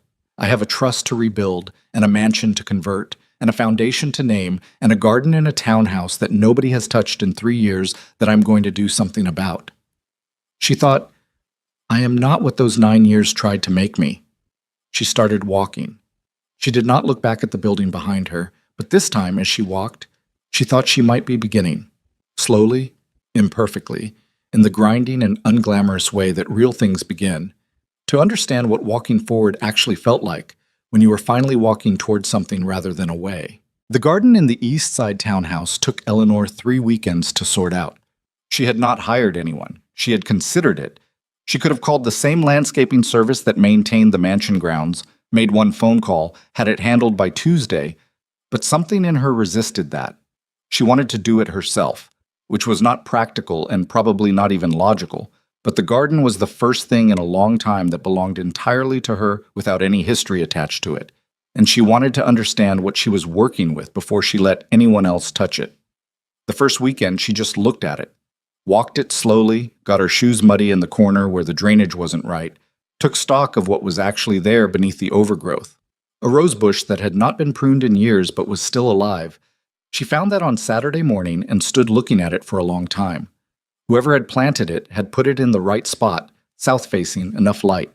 It just hadn't been tended. The second weekend she cleared. The third weekend she planted what she had decided she wanted, which was simpler than what had been there before. She was not trying to recreate her mother's garden. She did not want a replica of something she had already had. She wanted something new that she had chosen herself. And she wanted to understand what choosing something for herself actually felt like after a long time of choosing things in the context of another person's needs and preferences and vision. It felt, she discovered, like accountability. Like standing in the full weight of a decision without anyone to share it with or deflect it to. She planted the wrong thing in the wrong corner the first Saturday and had to move it, and there was no one to blame, and nothing to do but dig it back up and put it where it should have gone. And that was fine. That was just how it worked. She thought about that a lot in those weeks, about accountability without a target, about the difference between being responsible for something and being blamed for something, which she had conflated, she realized, somewhere in the middle of the marriage, had started treating accountability and punishment as the same experience, and had spent years bracing for one when she was only dealing with the other. Nobody was punishing her now. Nobody was managing her version of events. She was just a woman in a garden making decisions that were hers to make and living with the results, and that was on some days the most difficult thing she had done in years and also the most straightforwardly satisfying. The Merit Foundation. She had started using that name in internal documents even before the formal structure was in place, because naming something was the first act of building it, occupied most of her working hours through those months. It turned out that building something from nothing, even when you had resources, even when you had Celeste and a capable trust attorney and contacts built over decades in the city's professional landscape, was slow and iterative and full of the specific frustration of doing something for the first time at 53. She had meetings that went nowhere. She had a conversation with a city zoning official about the mansion's West Wing conversion that sent her back to the architect twice with revisions. She hired a program director, a woman named Dara Walsh, mid-40s, direct, with 12 years of experience in financial advocacy nonprofits, and then spent the first month recalibrating to having a staff member who pushed back on her, which was unfamiliar and occasionally irritating and ultimately exactly what she needed. The original layout for the legal services intake room doesn't work, Dara told her, on their third week of working together in the mansion's West Wing, which was in the middle of renovation and smelled of plaster and old wood and the particular dusty promise of a space becoming something new. The desk is too formal. It creates a power dynamic in the wrong direction for the first conversation. Women coming in here have already been in rooms where someone behind a desk had all the information. We need something that feels different. Eleanor looked at the layout on the paper in her hand. Then she looked at the room. Table instead of desk, she said. Both parties on the same side. Dara nodded. And lower light in the afternoon. Not dim, just not fluorescent. There's a lamp from the secondary bedroom that might work, Eleanor said. It was my mother's. Dara looked at her. Not sentimentally. Practically. If it's the right scale, yes. Eleanor liked that. The practicality of it. She had spent years in rooms where sentiment was performed rather than felt, and practicality was disguised as wisdom, and she had learned to appreciate the reverse, genuine practicality and sentiment that arrived without announcement. The West Suite renovation was the last thing she approved. She had been deliberate about that, saving it, letting the other rooms take shape around it before she decided what it would become. She knew she didn't want it to be the place she lived. She was staying in the East Side townhouse longer than she'd originally planned, and she had started to understand that the reason she was staying was not inertia, but genuine preference. She liked the smaller space. She liked the garden she was building. She liked the anonymity of a street where nobody associated her name with anything except the name on her mailbox. The West Suite, she decided, would become the primary meeting room for the Foundation's board. Not a conference room exactly, but a space where the work of governance happened. She wanted the east-facing window preserved. She wanted the morning light maintained. She worked with the architect on a layout that kept the room's proportions and replaced none of the original woodwork. They sourced a table that was appropriate to the scale. She found an armchair, not the same one from her childhood, which was long gone, but one that occupied the same corner in the same relationship to the window. And she put it there because she wanted there to be a place in this room where someone could sit and look at the morning light without having to do anything with it. The writing desk went in there too, once Sienna had returned it. Celeste's office had handled the logistics, and the desk had arrived in a delivery van on a Tuesday morning, wrapped carefully, with a short handwritten note that said only, "I hope it finds its right place." Eleanor had read the note once, put it away, and helped the delivery men carry the desk up the stairs herself. It was heavier than she remembered. She put it under the east window. It looked, in that spot, exactly right. Not because it belonged to the past, but because it belonged to the room, which was hers now in a different sense than it had been before. Not just inherited, but decided. Chosen. Built into something new without erasing what it had been. She stood in that room for a long time on the afternoon the desk arrived, with the renovation work still happening 2 rooms over and the sound of tools and the smell of fresh plaster in the air, and she let herself feel the full, complicated texture of what this space had been and what it was becoming. The grief was there. She didn't push it away. Her mother had sat at that desk. Eleanor had sat in the armchair as a child and watched her. Those things were real, and they didn't disappear because she was doing something new with the room. They were part of the foundation. She thought, Everything I am building now is built on something. That's not a weakness, that's just what building means. The Merit Foundation opened formally on a Friday in early spring, with an event that Eleanor had insisted be small. Dara had wanted something larger, 50 people, press contact, the kind of visibility that made grant applications stronger. Eleanor had said 30 people, no press, and we can talk about visibility in 6 months when we have something concrete to show.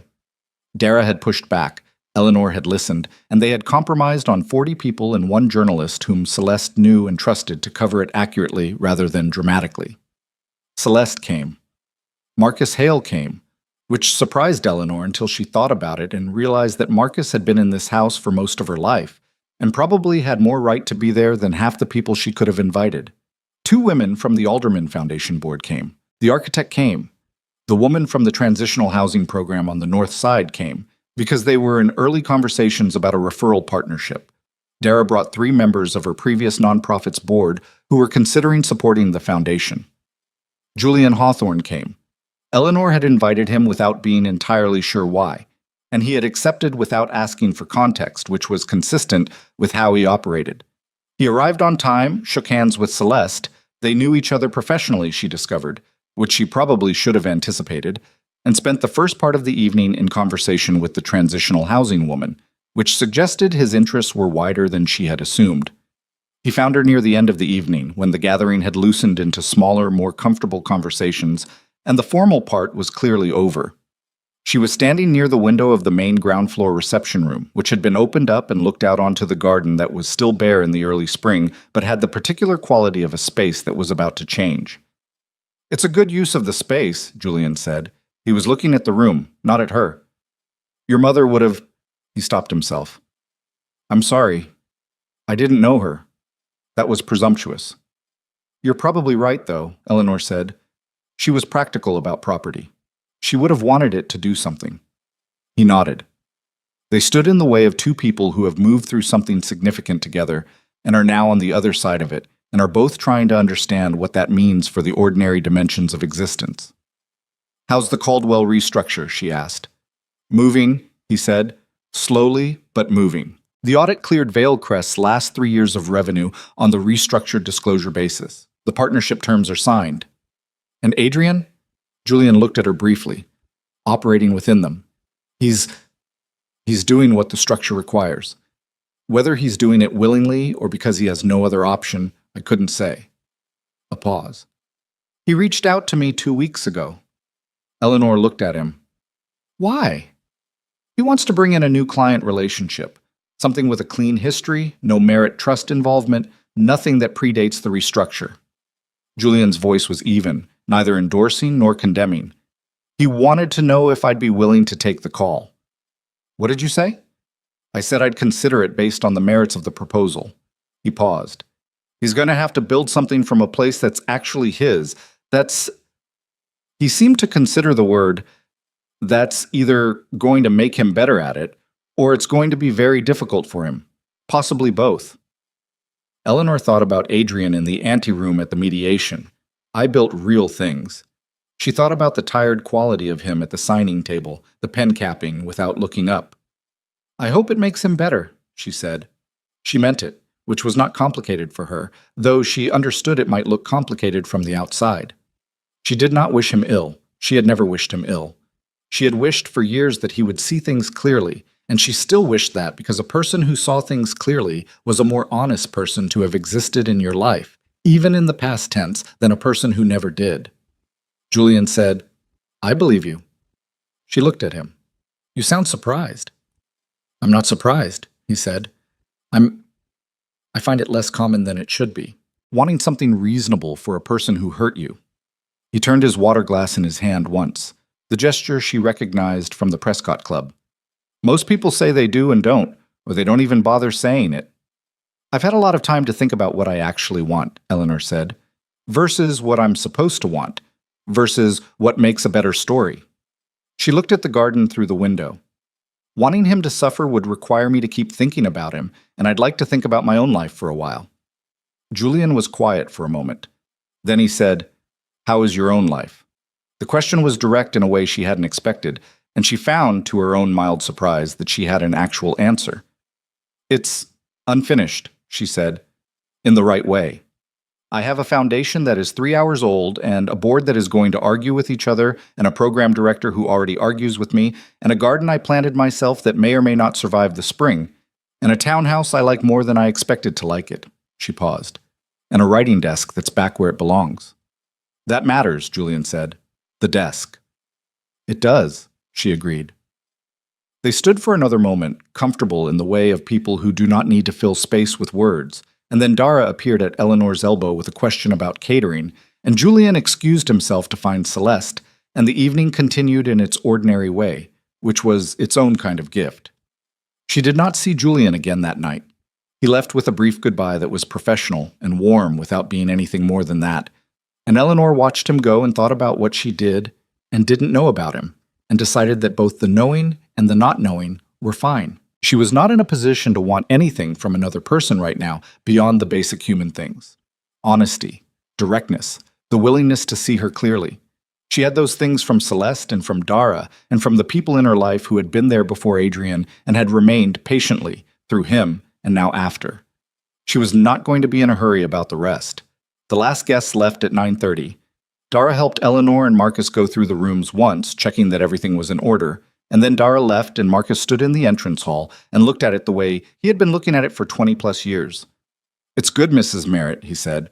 Not effusively, just with the specific weight of someone saying something true. "Thank you, Marcus," she said. He put his coat on and left, and Eleanor stood alone in the entrance hall of the Merritt mansion for the first time in months. The house was quiet around her in the way it always had been quiet, with its own particular sounds, the settling, the wind in the trees along the private lane, the faint creak of old wood that she had known her whole life. It was different, standing in it now. Not worse. Not better in the simple sense, just genuinely different. She was a different person standing in it than she had been the last time she'd stood here, which was the night Adrian walked through the door with Sienna Rowe's hand in the crook of his elbow and divorce papers in his jacket pocket. She thought about that night. She thought about the silence she had let herself fall into while Adrian expected her to break. She thought about this 11 pages she had written at the kitchen table, and Celeste's voice saying, "I'll file at 8:15, and Julian's even voice on the phone saying, "I remember," and the Greystone ballroom, and the 4 seconds of Adrian's assembled face, and Margaret Caldwell's direct eyes, and Sienna's careful voice on the phone saying, "I didn't know." She thought about her mother. She thought about patience, not as a virtue she had practiced, because she had not always practiced it gracefully. She had been frustrated and sometimes quietly furious, and had made choices during the marriage that she would make differently now, choices about what she said and what she swallowed and what she excused in the name of keeping things smooth. She was not going to perform retrospective perfection about any of that.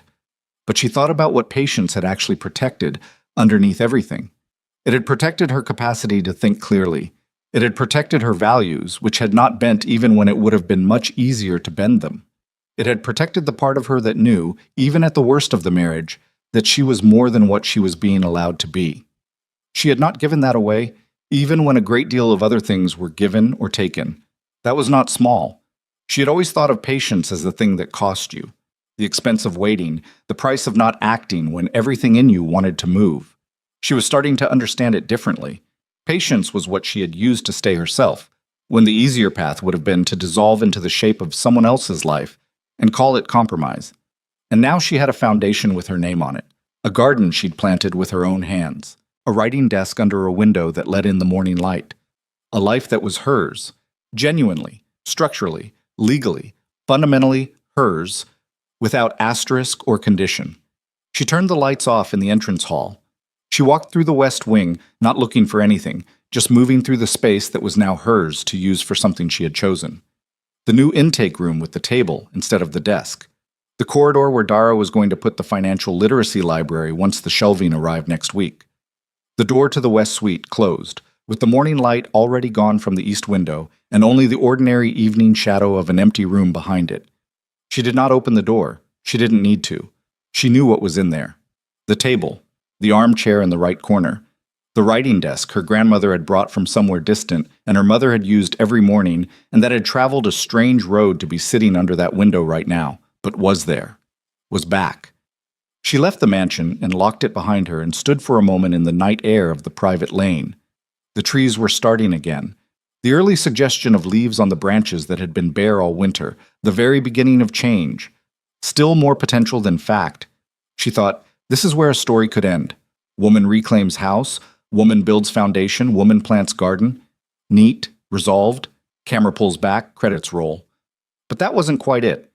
That was the framework, not the truth. The truth was that she was 53 years old, and there were mornings she woke up in the East Side townhouse and lay still for a moment before the day arrived, in the space between sleep and full wakefulness, and felt the grief of the marriage as a physical thing. Not for Adrian exactly, but for the version of herself who had walked into that marriage with a particular set of hopes and had spent years quietly watching them become something smaller than she'd intended. That grief was real. It did not go away because the legal documents were signed and the foundation had a name. It would probably be there for a long time, the way old injuries remain in the body long after they've healed, not as pain exactly, but as knowledge. The truth was also that she was, underneath everything, more herself now than she had been in at least 8 years. Not happier in the simple sense. Not finished, not arrived, not standing in any kind of completion, but more honestly, herself. More in contact with her own thinking and her own wants and her own assessment of what was true, unmediated by the constant background work of managing someone else's perception of her. That was not nothing. That was, in fact, the thing. You spend enough time being invisible in your own life, and when you become visible again, even just to yourself, even just standing in a private lane in the dark with the keys to your family's house in your hand, it has a particular quality. Not triumphant, not even particularly loud. More like the feeling of finding a room in a house you've lived in for years and realizing you'd never open that door. And the room is just a room. It's not magic. It needs work. There are things in it you'll have to figure out what to do with, and some of them will be heavy, and some of them won't be useful, and you'll have to make decisions without any guarantee you're making the right ones. But the door is open now.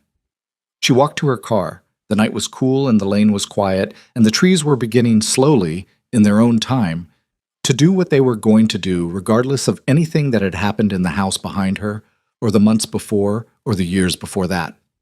Spring was arriving. It wasn't asking anyone's permission. Eleanor Merritt drove home through the city with her window down slightly, the cold air moving through the car, the sound of the night outside.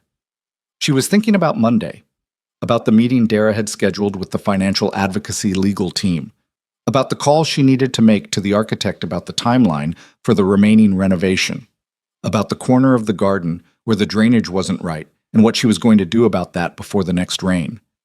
She was thinking, in other words, about her life. Her own, actual, specific, imperfect, unfinished hers. She merged onto the main road. The city opened up around her, lit and moving and full of people she'd never know, each of them carrying their own weight, their own history, their own rooms with doors they hadn't opened yet, or were finally opening, or were standing in front of, keys in hand, wondering what they'd find. She did not know how Julian Hawthorne fit into what came next for her, or whether he did. She did not know whether the foundation would become what she hoped it could, or would need to be something different than she'd imagined. She did not know whether Adrian would find his way to something more honest, or would rebuild the same structures in new locations and call that growth. She knew that none of those uncertainties were the story. The story was this. A woman who had spent years being the invisible foundation of someone else's life had finally turned her attention toward building something of her own. And she was doing it without revenge, without performance, without the need to be witnessed by anyone who had doubted her. She was doing it with a forensic accountant's care and a gardener's patience and the particular stubbornness of a person who has finally, after a long and circuitous route, found their way back to their own name. Eleanor Merritt. The name on the trust. The name on the foundation. The name her mother had given her and her grandmother had carried, and that had existed before Adrian Vale and would exist after him, associated now with something she had built, rather than something she had maintained for someone else. She pulled into the narrow street of the East Side townhouse. She sat in the parked car for a moment. Through the windshield, she could see the faint shape of the garden she was building, just the outlines of it in the dark, the posts she'd put in for the climbing plan along the back wall, the new bed along the south fence. It was not her mother's garden. It was not the mansion. It was not anything she had been given. It was hers. She got out of the car. She went inside. She made tea she would actually drink this time, standing in her own kitchen, in her own house, in her own life, and she stood at the dark window and looked at the garden and thought about what she would do with it in the morning. She had a lot of mornings ahead of her. She intended to use them well. Aside from that. The tea went cold again. Old habit. She noticed it this time. Noticed the cup sitting at the edge of the counter with the steam gone out of it, and she poured it out and made a fresh one and stood at the window again and thought, some things take longer to change than others.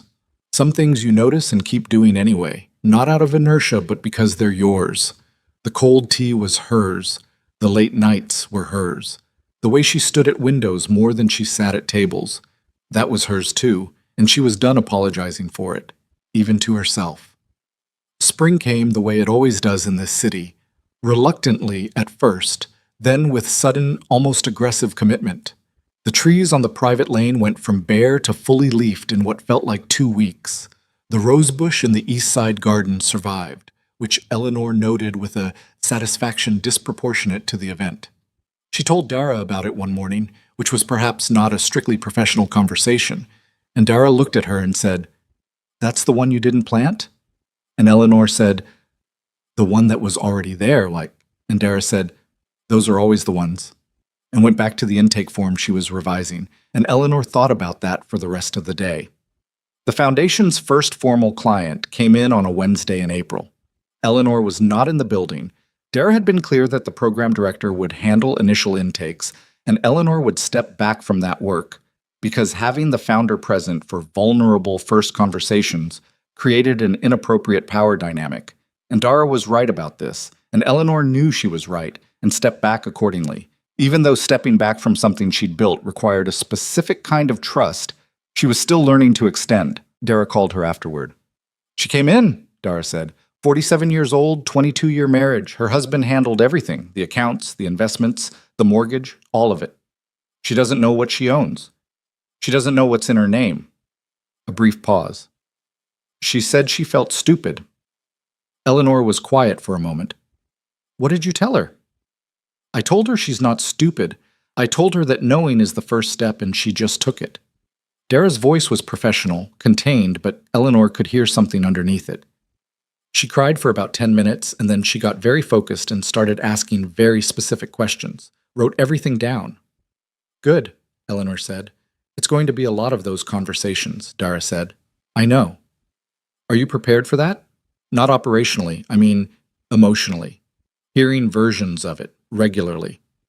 Eleanor thought about the entrance hall on the night Adrian walked in, the silence in her own chest. The specific quality of standing in a space you know is yours and feeling invisible in it anyway. "Yes," she said. "I think that's exactly why I'm doing this." She met the woman herself 3 weeks later at a small group workshop Dara had organized. Not therapy, not legal advice in that session, just a conversation among 6 women at different stages of financial reconstruction, sitting around the table in the intake room with the low afternoon light and the lamp that had been her mother's. The woman's name was Patricia. She sat with her notes in her lap, organized, careful, the look of someone who had made a decision and was going to honor it. At one point, Patricia looked at Eleanor and said, "Did you know, when you were in it, how bad it was?" Eleanor thought about the honest answer, which was more complicated than yes or no. "I knew something was wrong," she said. "I didn't have the full picture. I told myself I was being practical, patient, managing things. Some of that was true. Some of it was, I didn't want to know what I was going to have to do if I really looked at it." Patricia nodded slowly. "That's it exactly," she said. "That's exactly it." The room was quiet for a moment, not uncomfortably.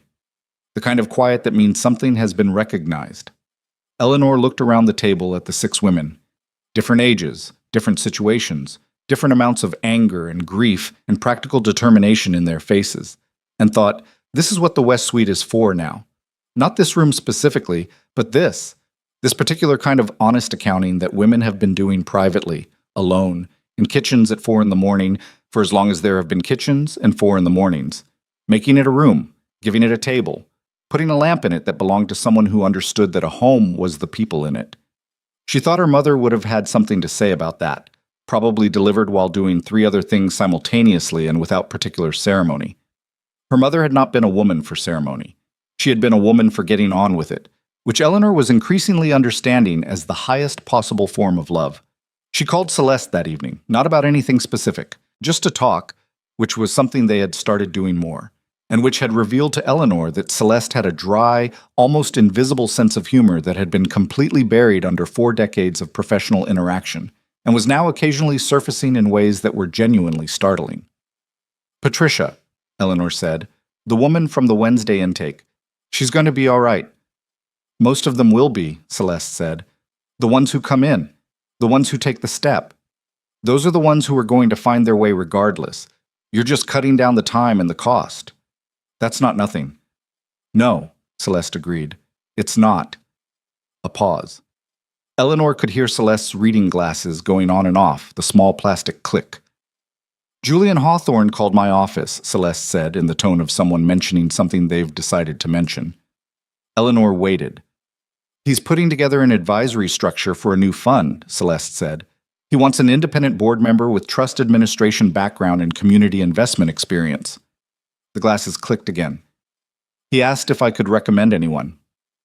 "What did you tell him?" "I told him I'd think about it." A beat. "I've thought about it." Eleanor sat down at the kitchen table, the one where she still made her lists, still sometimes at odd hours, the legal pad replaced now with a proper notebook that Dara had given her as a joke and she had immediately started using because it was the right size. "Celeste, you have the background," Celeste said calmly. "You have the investment literacy, the trust governance experience, the community program development. You have, frankly, recent and specific experience with what happens when financial structures are misrepresented to stakeholders, which is exactly the kind of perspective an advisory board benefits from." A pause. "The fact that Julian Hawthorne is the one who asked is professionally irrelevant." "Is that what you told him?" "I told him she might be interested and to call her himself if he wanted to know."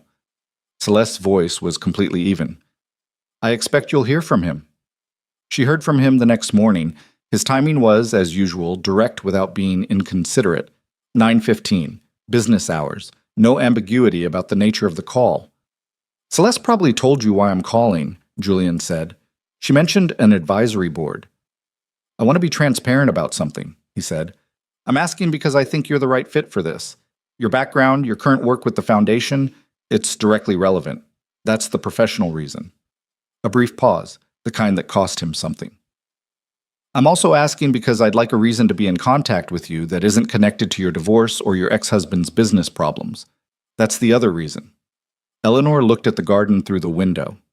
The climbing plan along the back wall was taking, finally. 3 weeks of uncertainty, and now it was holding. She thought about what she had told herself after the Greystone, about not being in a hurry, about the people in her life who saw her clearly. She thought about Julian across the Prescott Club table, turning his water glass, saying, "Why are you telling me this?" Not suspiciously, just as a man who needed to understand what he was actually dealing with before he committed to anything. She respected that. She recognized it. It was how she operated too.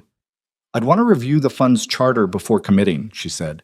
"And I have a conflict of interest provision in the foundation's own board structure that I'd need to cross-reference." "Of course," he said. "And I'd want to be useful," she said, "not decorative. If you want someone who will sit in meetings and agree with you, I'm not the right choice." "I'm aware of that," Julian said, and there was something in his voice that she thought might be the closest he got to amusement. "I've watched you not agree with people in high-pressure situations. It's not a quality I'm concerned about." She almost smiled. "I'll call you this week," she said. "I'll wait to hear from you," he said, and ended the call without embellishment, which was, she had decided, one of his better qualities. She sat at the table for a moment afterward. She was not going to make it into something it wasn't. She was not going to project forward into a story she hadn't lived yet. She was 53 years old, and she had just finished the most difficult year of her adult life, and she was in the earliest stages of building something she actually believed in. And whatever Julian Hawthorne was or could be, he was going to have to exist in the actual present rather than in the safe abstraction of possibility. She opened her notebook, wrote the date at the top of the page, wrote Hawthorne Fund, Review Charter, Conflict Check, Call by Thursday. Then below it, Garden, Drainage Corner, Sort before rain. Then below that, because she had started doing this, because she had decided it was worth doing, a single line that was not a task. What is true today? She thought about it for a moment. The rose bush that survived. Patricia's handwriting in her notebook, organized and careful. The writing desk under the east window. Dara's voice on the phone saying, "Those are always the ones." Celeste's glasses clicking. The garden taking hold along the back wall. The Merit Foundation, 3 months old, imperfect, real. Julian Hawthorne turning his water glass and telling her the truth about why he was calling. She wrote, "I am building something. It is mine. I am not finished." She closed the notebook. Outside, the spring morning was doing what spring mornings do. Indifferently, generously, without waiting for anyone to be ready for it. The light was the kind that makes everything look like it just decided to exist. Eleanor looked at it through the window of her kitchen in her house on her street, and she felt, without drama, without announcement, the particular quality of a life that was finally, honestly, pointed in the right direction. Not a perfect life, not a painless one, or a finished one, or one that had resolved itself into any kind of clean conclusion. Just hers. Fully, finally, without condition. She got up. She had work to do.